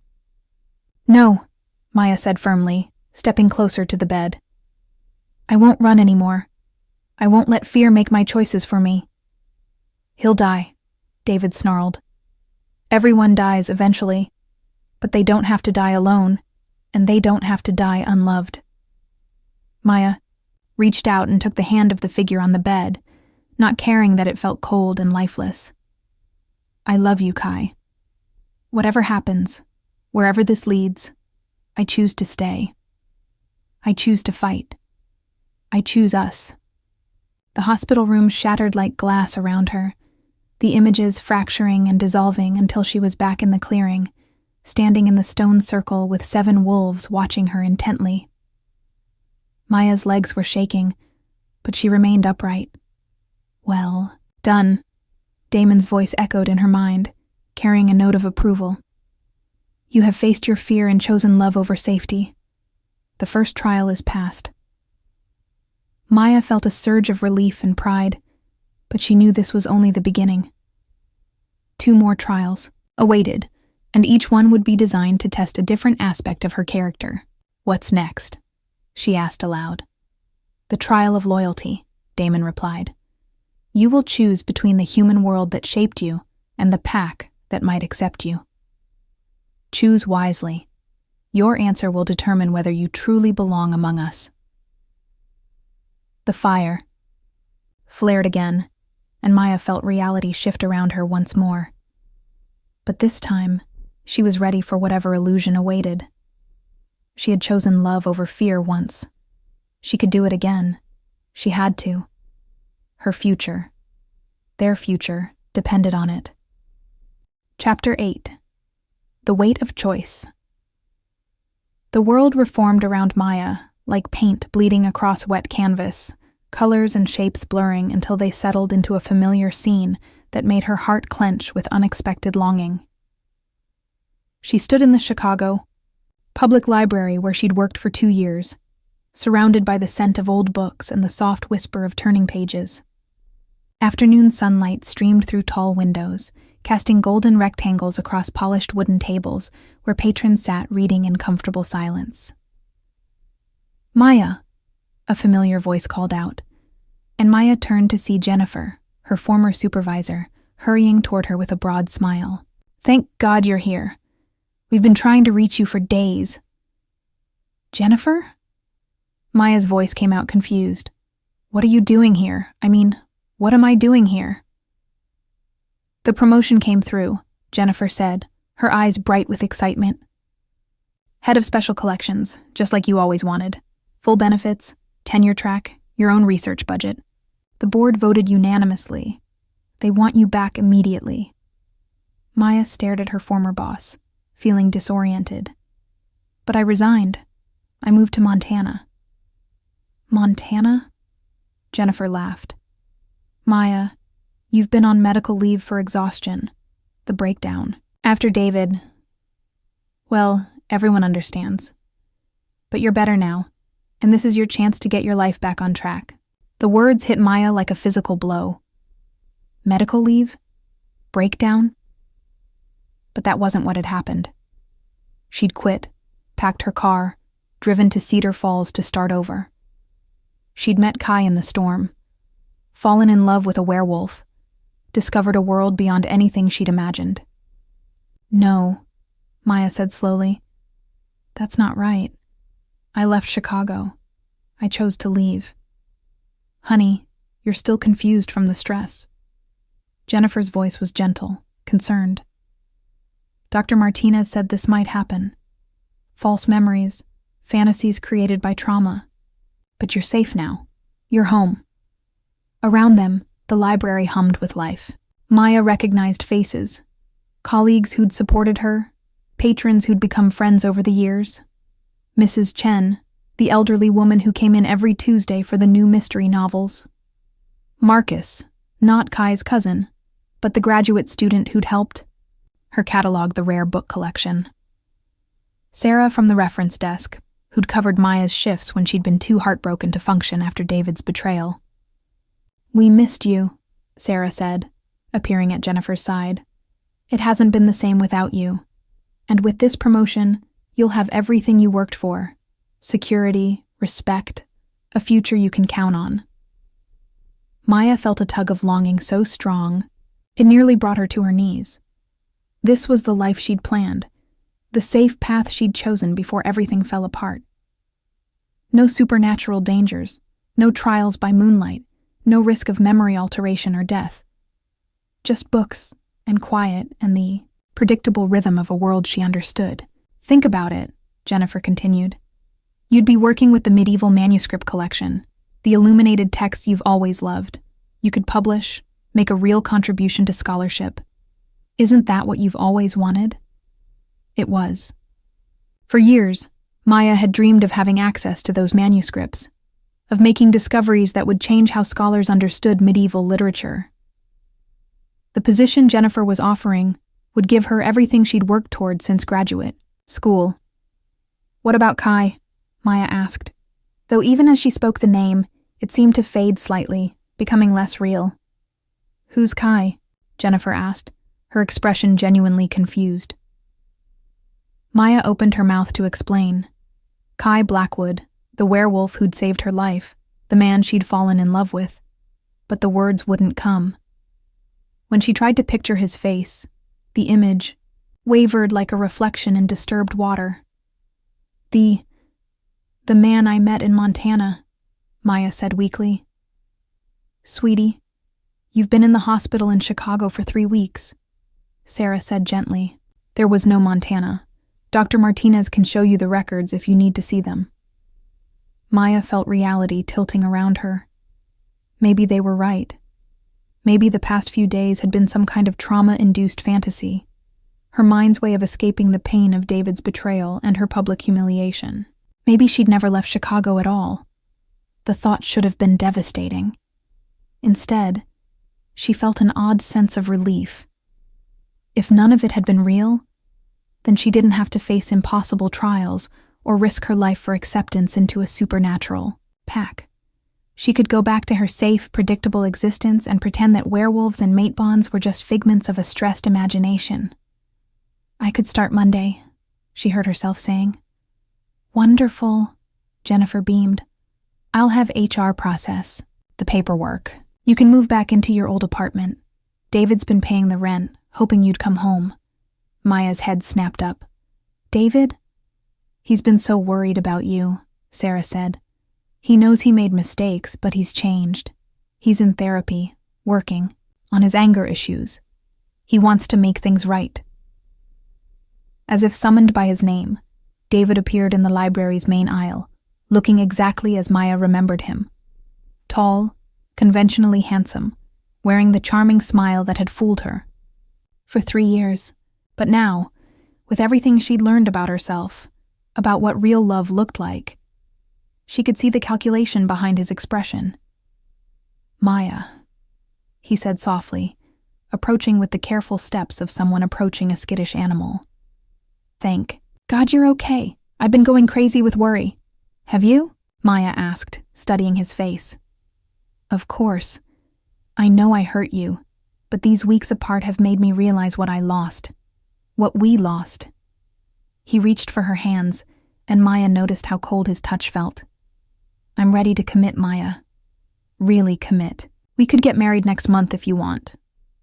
Maya stared at him, remembering the man who'd thrown things when he was angry, who'd dismissed her dreams as impractical, who'd cheated on her with her best friend, and made her feel like it was somehow her fault. Now he stood before her, offering everything she'd once thought she wanted. Security, marriage, a return to the life she'd planned. What about Rachel? She asked quietly. David's expression flickered for just a moment. Rachel was a mistake. Moment of weakness when I was stressed about the wedding planning. She meant nothing.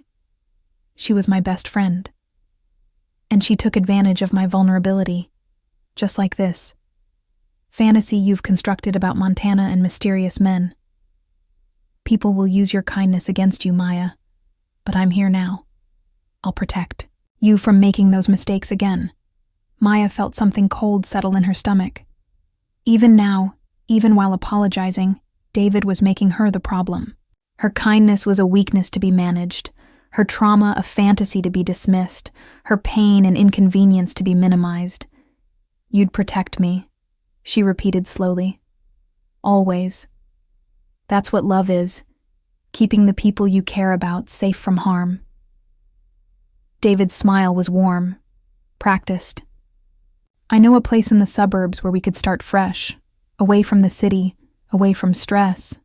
You could freelance from home, maybe write that novel you always talked about. I'd take care of everything else. The offer painted a picture of comfortable isolation, of a life carefully controlled and managed by someone who thought he knew what was best for her. Maya could see it clearly. A house with a white picket fence, dinner parties with David's colleagues, years stretching ahead in perfect, suffocating safety. She thought of Kai's hands on her face, the way he'd looked at her like she was a miracle, instead of a burden. The way he'd offered to give up everything for her, not to control her, but to stand beside her while she chose her own path. No, Maya said quietly. David's smile faltered. No? I said no. Maya pulled her hands free from his grasp, stepping back.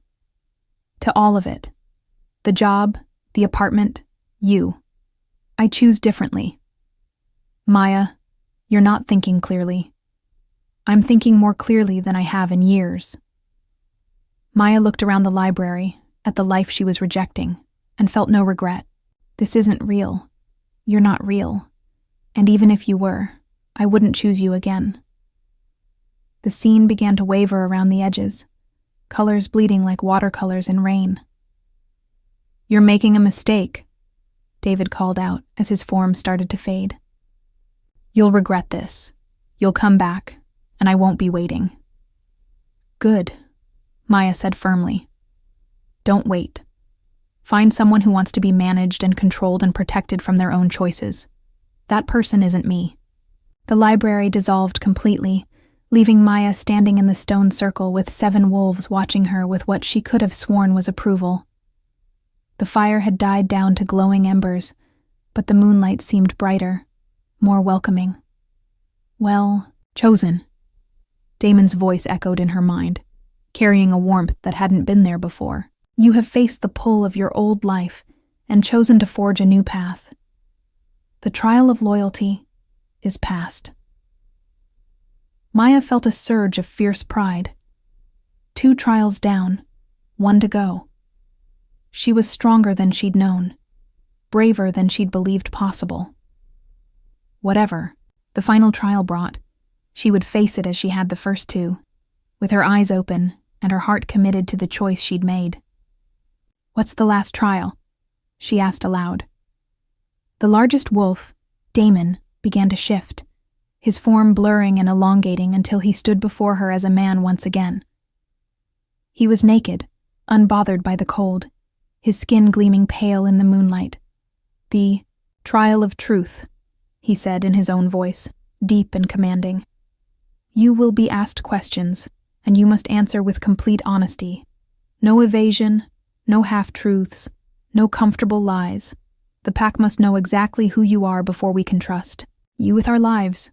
Maya nodded, her throat suddenly dry. What kind of questions? The kind that reveal the soul. Damon's smile was sharp. Are you ready to bear yours, Maya Chen? Around the circle, the other wolves began to shift as well, returning to human form with fluid grace. Soon Maya was surrounded by 7 naked people, who watched her with predatory intensity, and she realized this trial might be the most dangerous yet, because lies were easy to tell strangers. Truth was what you saved for family, and that's exactly what they were asking her to prove. That she could be family. Chapter 9. Stripped bare. The pack stood in a circle around Maya, 7 figures carved from moonlight and shadow. Their nakedness should have been awkward, but instead it felt ceremonial, ancient. This was how they were meant to be, without pretense, without barriers, stripped down to their essential selves. Maya suddenly felt overdressed in her jeans and sweater. The trial of truth requires complete honesty, Damon said, his voice carrying the weight of centuries-old tradition. Not just in your words, but in your being. You cannot hide behind human conventions here. Maya's heart hammered as she understood what he was asking. You want me to be as we are, Elena said gently, stepping forward. Vulnerable, open, with nothing between you and the pack's judgment. Maya's hands trembled as she reached for the hem of her sweater. This wasn't about sexuality or shame, it was about trust. About showing she was willing to be completely exposed, literally and figuratively, to the people she wanted to call family. She pulled the sweater over her head, then unbuttoned her jeans with fingers that shook only slightly. The mountain air was cold against her skin, but something about the moonlight made it bearable. When she stood naked in the center of the circle, she felt strangely free. Beautiful. Kai's voice came from her left, rough with emotion. She'd been so focused on the trial that she hadn't noticed him shift back to human form. But there he was, golden eyes blazing with pride and desire. My brave mate. Damon raised his hand, calling for silence. Maya Chen, you stand before the Blackwood Pack without barriers, without deception. The trial of truth begins now. You will answer every question with complete honesty, holding nothing back. Do you consent? I consent, Maya said, her voice carrying clearly across the clearing. Good. Damon's smile was sharp. I'll begin. Why do you want to join this pack? Maya had expected the question, but the answer that came from her lips surprised her with its rawness. Because for the first time in my life, I feel like I belong somewhere. Because Kai looks at me like I'm a miracle instead of a burden. Because you all live without apology for what you are, and I want to learn how to do that. And what are you, Maya Chen? This question came from Marcus, his dark eyes intense. I'm a woman who spent years trying to be small enough that no one would notice when I got hurt. I'm someone who was so desperate to be loved that I accepted scraps and called them feast. I'm a coward who ran from one life and stumbled into another. Maya paused, then added quietly, I'm someone who's finally learning the difference between being wanted and being treasured. Murmurs of approval rippled around the circle. Catherine stepped forward next. What do you fear most about joining our world? Maya's throat tightened. That I'll never be strong enough. That you'll all realize I'm just a broken human who has no business among predators. That I'll put everyone at risk because I don't understand your rules or your dangers. She met Kai's eyes across the circle. That I'll lose myself trying to become something I'm not. What would you sacrifice for this pack? Samuel's question was sharp, testing. Anything, Maya answered immediately. My comfort, my safety, my old life. I've already sacrificed those. My secrets, my pride, my need to control everything around me. If you asked me to give up my humanity to protect you, I would. Even if it meant losing Kai. Lydia's scarred face was thoughtful as she posed the devastating question. Maya felt her heart crack. If saving the pack required losing Kai, then yes, because he loves his family, and I love him. I won't be the reason he has to choose between his mate and his blood. A sound escaped Kai, something between a growl and a whimper. But he remained, where he stood. You speak of love, Damon said, reclaiming control of the questioning. But the mate bond is more than human emotion. Are you prepared for what it truly means? The intensity? The possessiveness? The way it will change you on a cellular level? I don't know, Maya admitted. I don't think anyone can be prepared for something that fundamental.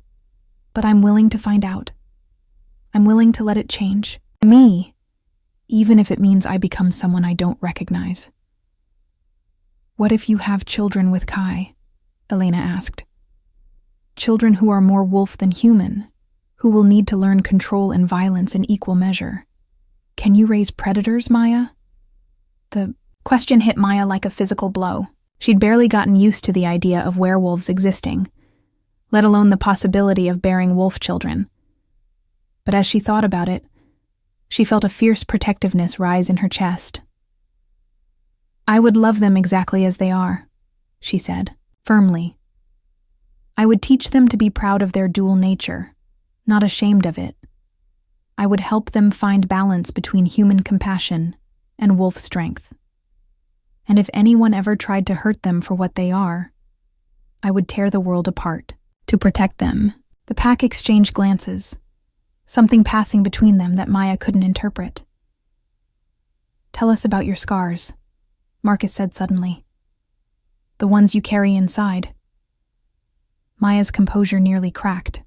Of all the questions, this one cut deepest. "I have a scar from believing that love meant accepting less than I deserved. Another from thinking that if I just tried harder, I could fix broken people. I'm scarred by every time I made myself smaller to make someone else comfortable."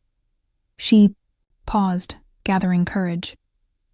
"But my deepest scar comes from believing I wasn't worth fighting for.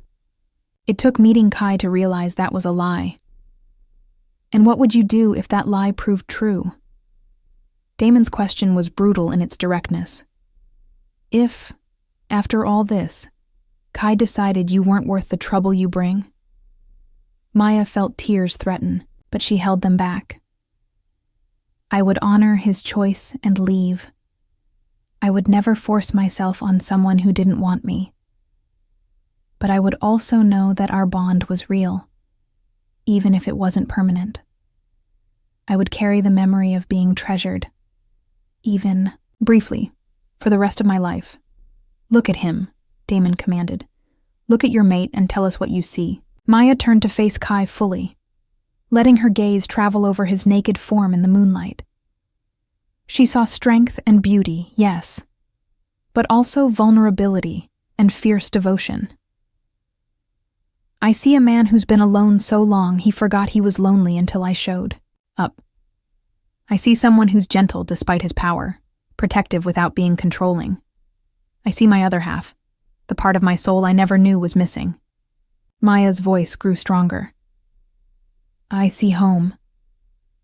Kai's control finally snapped. He took a step toward her, then another, his eyes blazing gold. "Maya, stay where you are," Damon commanded, but his tone held more amusement than anger. "We're not finished." The Alpha turned back to Maya, his expression more thoughtful than hostile now.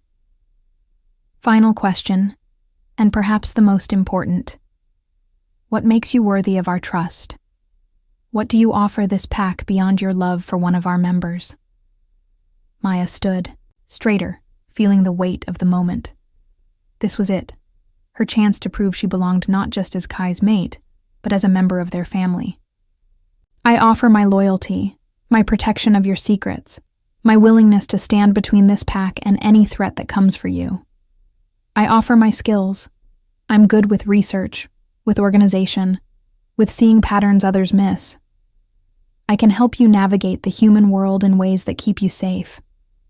She paused, then added with quiet conviction, "But most importantly, I offer my perspective.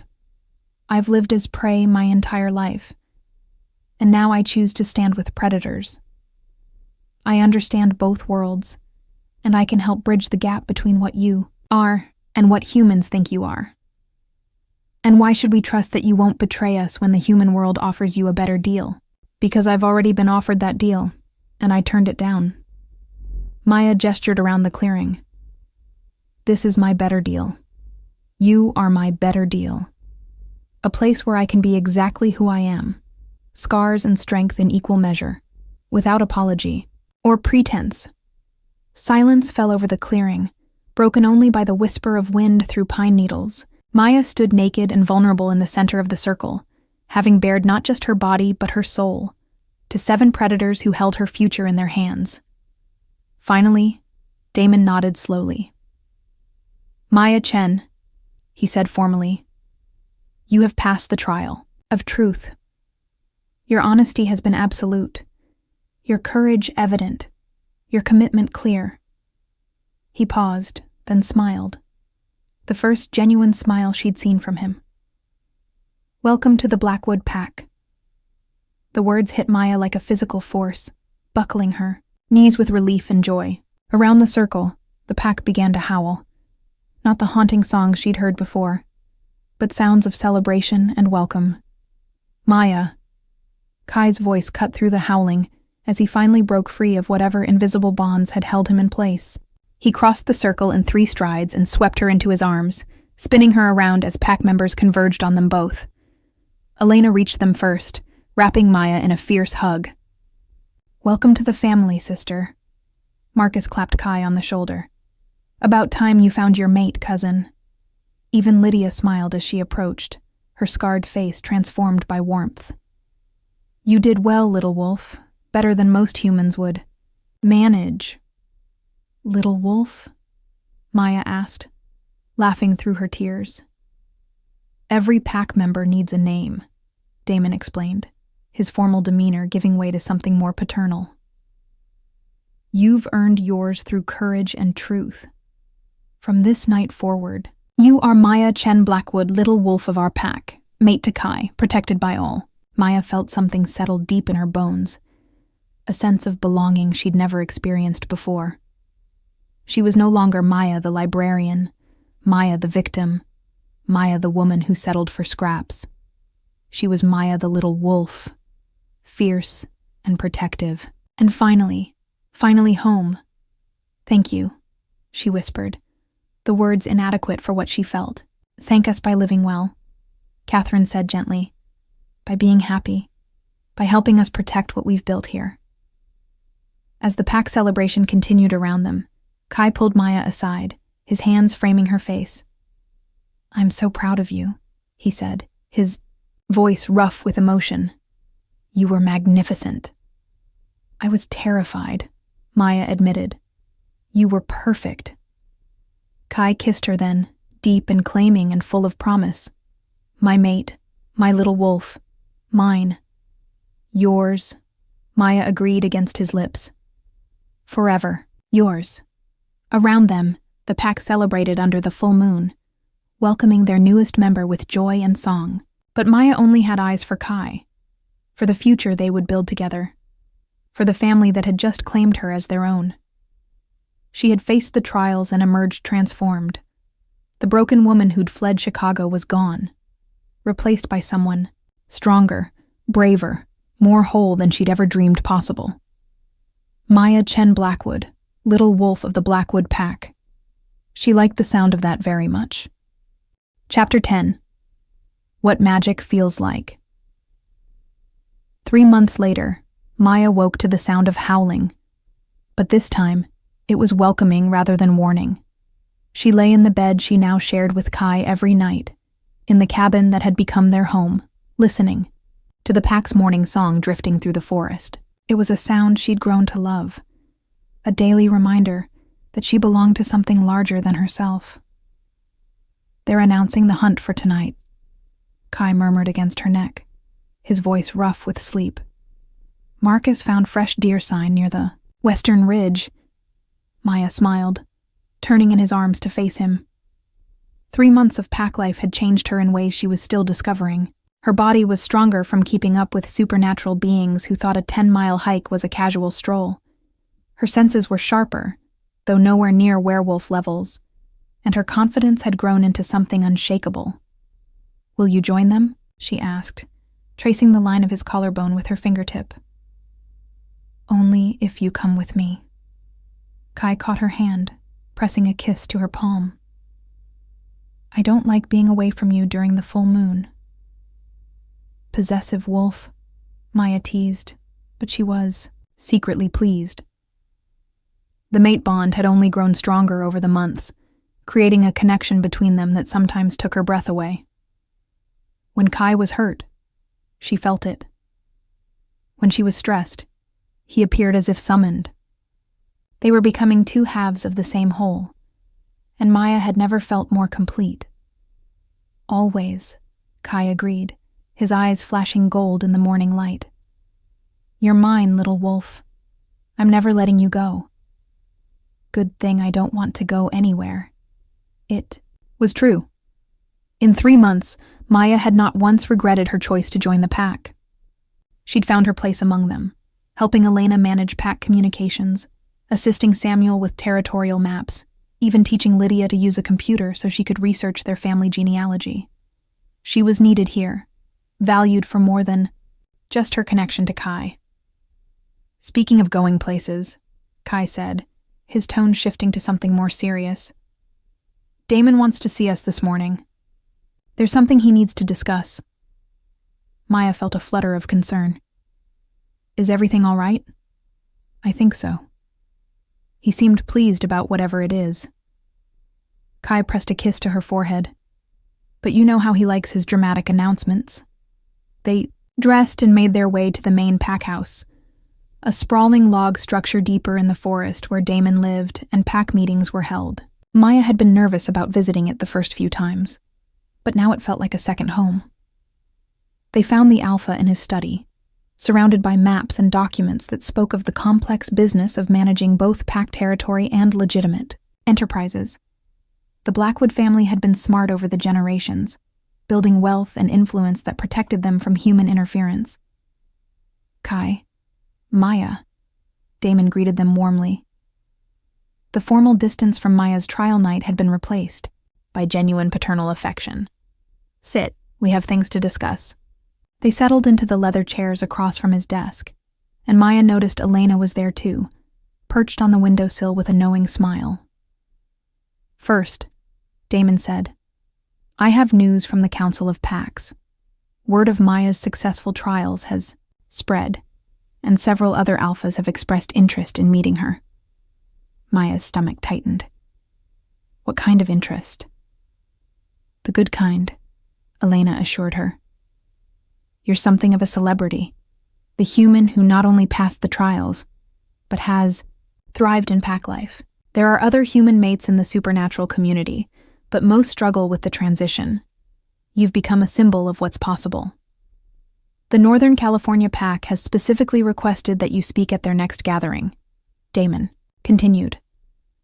They have a young member who recently found his human mate, and she's having difficulties adjusting. What kind of difficulties?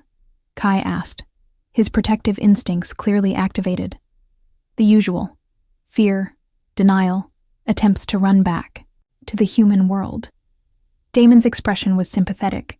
Her mate is beside himself, and the pack is at a loss. They think hearing from someone who successfully made the transition might help. Maya considered this. The idea of traveling to meet other packs was both exciting and terrifying, but she remembered her own struggles in those first days. If she could help another woman find her footing in this world, I'll do it, she said. When?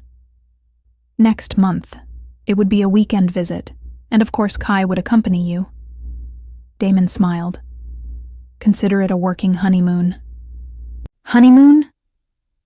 Maya's heart skipped. Which brings me to the second matter. Damon's eyes twinkled with what could only be called mischief. The pack has been discussing your mating ceremony. We're already mated, Kai said, confused. You're bonded. Yes, but you never had a proper ceremony. No exchange of vows before the pack, no ritual binding, no celebration of your union. Elena hopped down from the windowsill, her excitement palpable. We want to throw you a wedding, Maya. A real one, with all the traditions. Maya felt tears prick her eyes. You want to give me a wedding? We want to give our family a celebration, Damon corrected gently.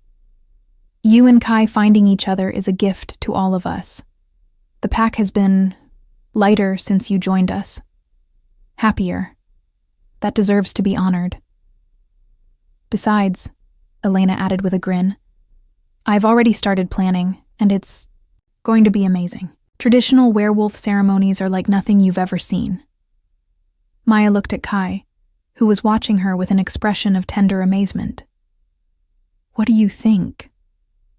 I think, Kai said softly, that I'd like nothing more than to marry you, in front of our family, with the moon as our witness, and the pack as our blessing. Then yes, Maya said, her voice thick with emotion.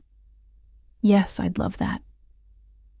Elena squealed and launched herself at Maya, wrapping her in a fierce hug. This is going to be the best wedding in pack history. When? Maya asked, laughing at Elena's enthusiasm. 2 weeks, Damon said. The new moon, when the veil between worlds is thinnest and magic runs strongest.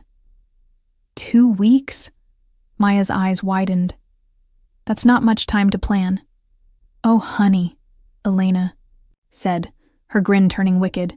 You clearly don't know what pack women can accomplish when we set our minds to it. Leave everything to us. They spent the next hour discussing details. Guest lists that included neighboring packs, traditions Maya needed to learn, preparations that would transform the forest clearing where she'd faced her trials into something magical. By the time they left the main house, Maya's head was spinning with plans and possibilities. Are you nervous? Kai asked as they walked back through the forest. About the ceremony? No. About speaking to another pack? Terrified. Maya laughed, at herself. It's funny. I can face werewolf trials without flinching, but the idea of public speaking still makes me break out in a cold sweat. You'll be perfect, Kai assured her. You have a gift for making people feel understood. That young woman will take one look at you and know she's not alone. They'd reached their cabin, but instead of going inside, Kai led her around to the back where a small deck overlooked the valley below. The view never failed to take Maya's breath away. Endless forest stretching to snow-capped peaks, with no sign of human development as far as the eye could see. I have something for you, Kai said, pulling a small box from his pocket. Maya's heart stopped. Kai, I know we're already bonded. I know the mate connection is stronger than any human marriage. But I want to give you something that represents my choice to love you, not just destiny's choice for us. He opened the box to reveal a ring unlike anything Maya had ever seen. It was crafted from what looked like silver, but with an otherworldly gleam that spoke of supernatural origins. The stone wasn't a traditional diamond, but something that seemed to capture and hold moonlight, shifting from silver to blue to deep purple as it caught the light. It's made from metal found only in sacred groves, forged during the full moon, Kai explained, his voice soft with reverence. The stone is moonstone, but one that's been blessed by pack magic for centuries. It's been waiting for the right woman, the right moment. It's beautiful, Maya whispered. It's yours. If you'll have it. If you'll have me, officially and completely, with vows and promises, and all the human traditions you grew up dreaming about. Maya looked up at him. This man who'd saved her life and her soul, who'd taught her what real love looked like. Are you proposing to me, Kai Blackwood?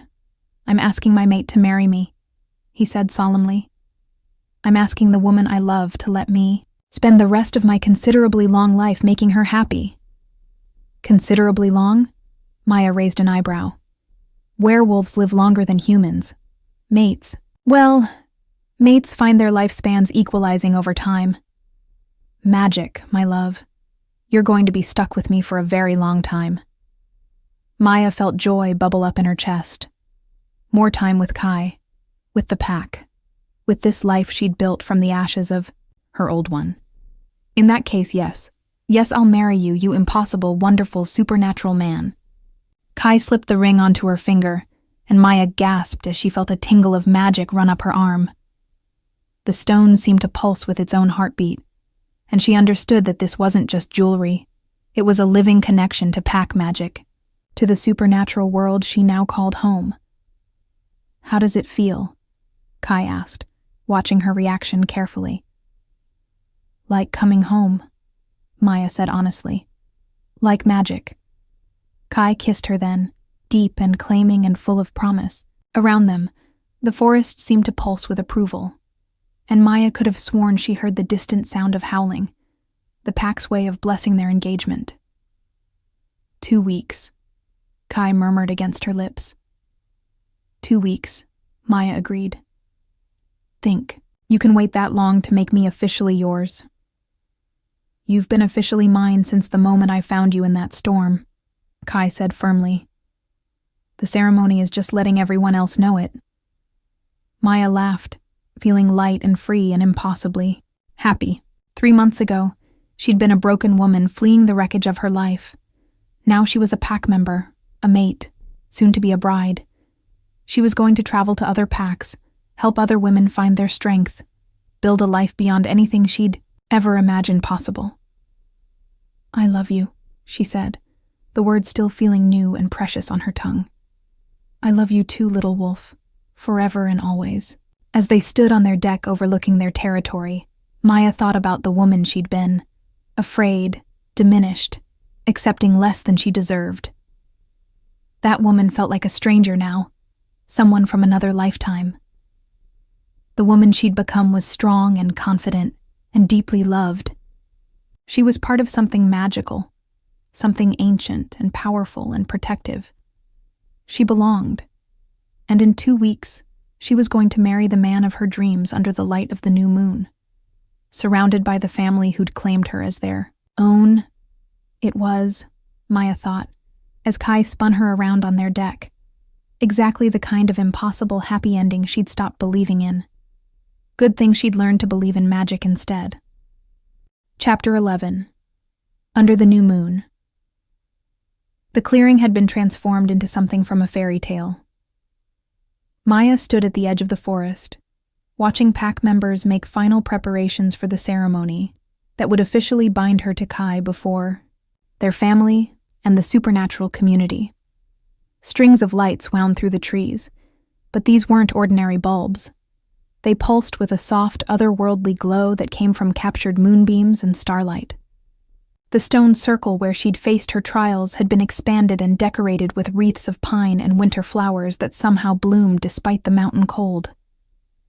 "It's beautiful," she breathed, her hand instinctively moving to the moonstone, ring that had barely left her finger in the past 2 weeks.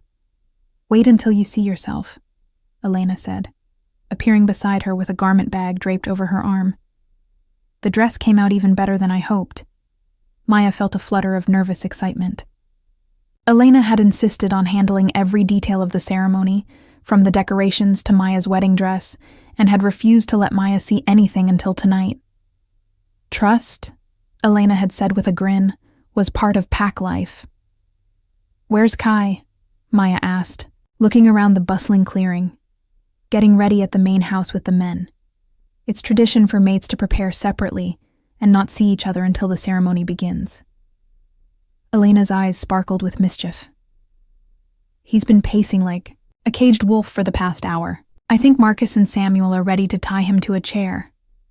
Maya laughed, despite her nerves. "He's nervous too?"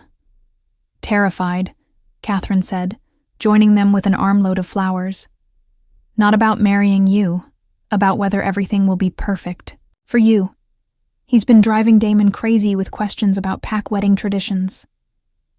The warmth that spread through Maya's chest had nothing to do with the magical lights warming the clearing. Even now, when their bond was unshakable and their love undeniable, Kai was still focused on making her happy. "Come on," Elena said, tugging Maya toward a small cabin that had been set up as a bridal preparation area. "Time to get you ready, to marry my stubborn, wonderful brother." Inside the cabin, Maya found Lydia waiting with Catherine and several other pack women she'd grown close to over the past months. The sight of them all gathered together, her family, she realized with a jolt of emotion, made her throat tight. "Don't you dare cry yet," Elena warned, setting down the garment bag. "I spent 2 hours on your makeup, and we haven't even gotten to the emotional parts of the evening." "Sorry," Maya laughed, wiping at her eyes. This is more than I ever dreamed of having." "This is what you deserve," Lydia said firmly, her scarred face gentle. "Love, family, celebration. Never forget that." Elena unzipped the garment bag with the reverence of someone unveiling a masterpiece. When she lifted out the dress, Maya's breath caught. It was unlike any wedding dress she'd ever seen. Clearly handmade, but with an otherworldly quality that spoke of supernatural craftsmanship. The fabric seemed to be woven from moonbeams and shadow, shifting from silver to deep blue to midnight black as it moved. The design was both ancient and timeless, with intricate embroidery that looked like Celtic knotwork, but felt older, more primal. "Elena," Maya whispered, "it's incredible. Did you make this?" "With help from every woman in the pack," Elena said proudly.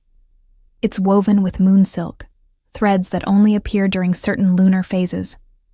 The embroidery tells the story of your trials, your acceptance into the pack, your bond with Kai. It's not just a dress, Maya. It's pack history." Maya reached out to touch the fabric, gasping as she felt a tingle of magic run through her fingers. "I can feel it." "Good," Catherine said with satisfaction. "That means it recognizes you as pack. Some garments made with pack magic will only respond to family members." They helped Maya into the dress, and she watched in the mirror as she was transformed. The gown fit perfectly, emphasizing her figure while maintaining an ethereal quality that made her look like something from legend. Her dark hair had been arranged in an elaborate style with small silver ornaments that caught the light like stars. "The final touch," Lydia said, stepping forward with a delicate silver circlet. "This has been worn by every Blackwood bride for generations. It's yours now." Maya bowed her head as Lydia placed the circlet on her hair. The moment it settled into place, she felt a rush of connection, not just to Kai, but to all the women who had worn it before her, who had joined this pack and found their place in this family. "Perfect," Elena said softly. "Absolutely perfect." A soft howl echoed through the forest, the signal that the ceremony was about to begin. "That's our cue," Catherine said, gathering the other women. "We'll see you out there, little wolf." They filed out of the cabin, leaving Maya alone with Elena for a final moment. "Any last-minute nerves?" Elena asked gently. "About marrying Kai?" "Never." Maya smoothed the moonbeam fabric of her skirt. "About being worthy of all this?" "Always." "Maya." Elena took her hands, her expression serious. "I need you to understand something. Before you came, Kai was hollow. Going through the motions of life, but not really living. He'd convinced himself he was fine alone, but we could all see the emptiness in him." She squeezed Maya's hands. "You didn't just save yourself when you chose this life. You saved him too." Maya felt tears threaten again. "Elena, I'm not done," Elena continued, smiling. "You saved all of us in a way. You brought hope back to the pack, proof that the mate bond still works, that love still conquers fear, that humans and wolves can build something beautiful together. So when you walk down that aisle tonight, remember that you're not just worthy of this celebration. You're the reason for it." Before Maya could respond, Elena kissed her cheek and slipped out of the cabin, leaving Maya alone with her reflection and the weight of what was about to happen. She took a deep breath, adjusted the circlet one final time, and stepped out into the night. The clearing had filled with people, not just the Blackwood pack, but members of neighboring packs who had come to witness the ceremony. Maya recognized some faces from her trials 3 months ago, but there were many new ones, all watching her with expressions of curiosity and respect. But it was the figure waiting at the other end of the flower-strewn aisle that made Maya's heart stop. Kai stood beneath an arch of woven branches and starlight, wearing ceremonial garments that marked him as both pack member and groom. His dark hair gleamed in the magical illumination, and his golden eyes were fixed on her with an intensity that made everything else fade away. This was her mate, her future, her home. Maya began walking toward him, each step carrying her further, from the woman she'd been and closer to the woman she was becoming. The dress seemed to flow around her like liquid starlight, and she could feel the collective approval of the pack as she passed. When she reached Kai, he held out his hand to her, his eyes bright with unshed tears. "My beautiful mate," he said softly, his voice carrying to every corner of the clearing. "My little wolf." "Always," Maya replied, placing her hand in his. Damon stepped forward, resplendent in his role as both alpha and efficient. Behind him, the pack formed a circle around the couple, their presence both protective and celebratory. Under the light of the new moon, when magic runs strongest and the veil between worlds grows thin, we gather to witness the formal binding of two souls already joined by destiny. Damon began, his voice carrying the weight of ancient tradition. Kai Blackwood, do you take Maya Chen as your mate, your partner, your equal? Do you promise to protect her, cherish her, and stand beside her through all the phases of the moon and all the seasons of your lives? I do, Kai said without hesitation, his eyes never leaving Maya's face. She is my heart, my soul, my everything. I choose her not because fate demands it, but because love calls to me in her voice. Maya Chen Blackwood, do you take Kai Blackwood as your mate, your partner, your equal? Do you promise to stand with him, trust him, and build a life that honors both the human heart and the wolf spirit? I do, Maya said, her voice strong and clear. He is my strength, my home, my greatest adventure. I choose him not because I have to, but because I cannot imagine existing without him. Then, by the power vested in me as alpha of this pack, under the witness of moon and stars and the family that claims you both, I pronounce you mated in the eyes of the supernatural world and married in the traditions of the human one. Damon smiled, his formal demeanor giving way to genuine joy. You may kiss your bride. Kai needed no further invitation. He pulled Maya into his arms and kissed her with a passion that made the crowd cheer and the very air around them shimmer with magic. Maya kissed him back, pouring all her love and gratitude and hope for their future into the contact. When they finally broke apart, the pack erupted in celebration. Howls echoed through the forest, but these were sounds of pure joy, welcoming their newest family member officially and completely. I love you, Mrs. Blackwood, Kai murmured against her ear as their family surrounded them with congratulations and blessings. I love you too, Mr. Blackwood, Maya replied, her heart so full she thought it might burst. As the celebration continued, around them, pack members shifting between human and wolf form in their excitement, music that seemed to come from the very trees themselves, food and laughter, and the kind of joy that lights up the darkness. Maya thought about the journey that had brought her here. A year ago, she'd been a broken woman fleeing a failed life. Tonight, she was a supernatural being's beloved wife, a valued pack member, a woman who had found her strength and her place in the world. Magic, she thought, as Kai spun her around the makeshift dance floor while their family sang ancient songs under the starlight, was not just in the moonstone ring on her finger, or the pack bonds that connected her to these incredible people. Magic was in the transformation itself, in the courage to choose love over fear, growth over safety, adventure over the known. Magic was in second chances and new beginnings, and the wild, impossible beauty of a love that could weather any storm. Maya Blackwood, little wolf of the Blackwood pack, had found her magic at last, and she was never letting it go.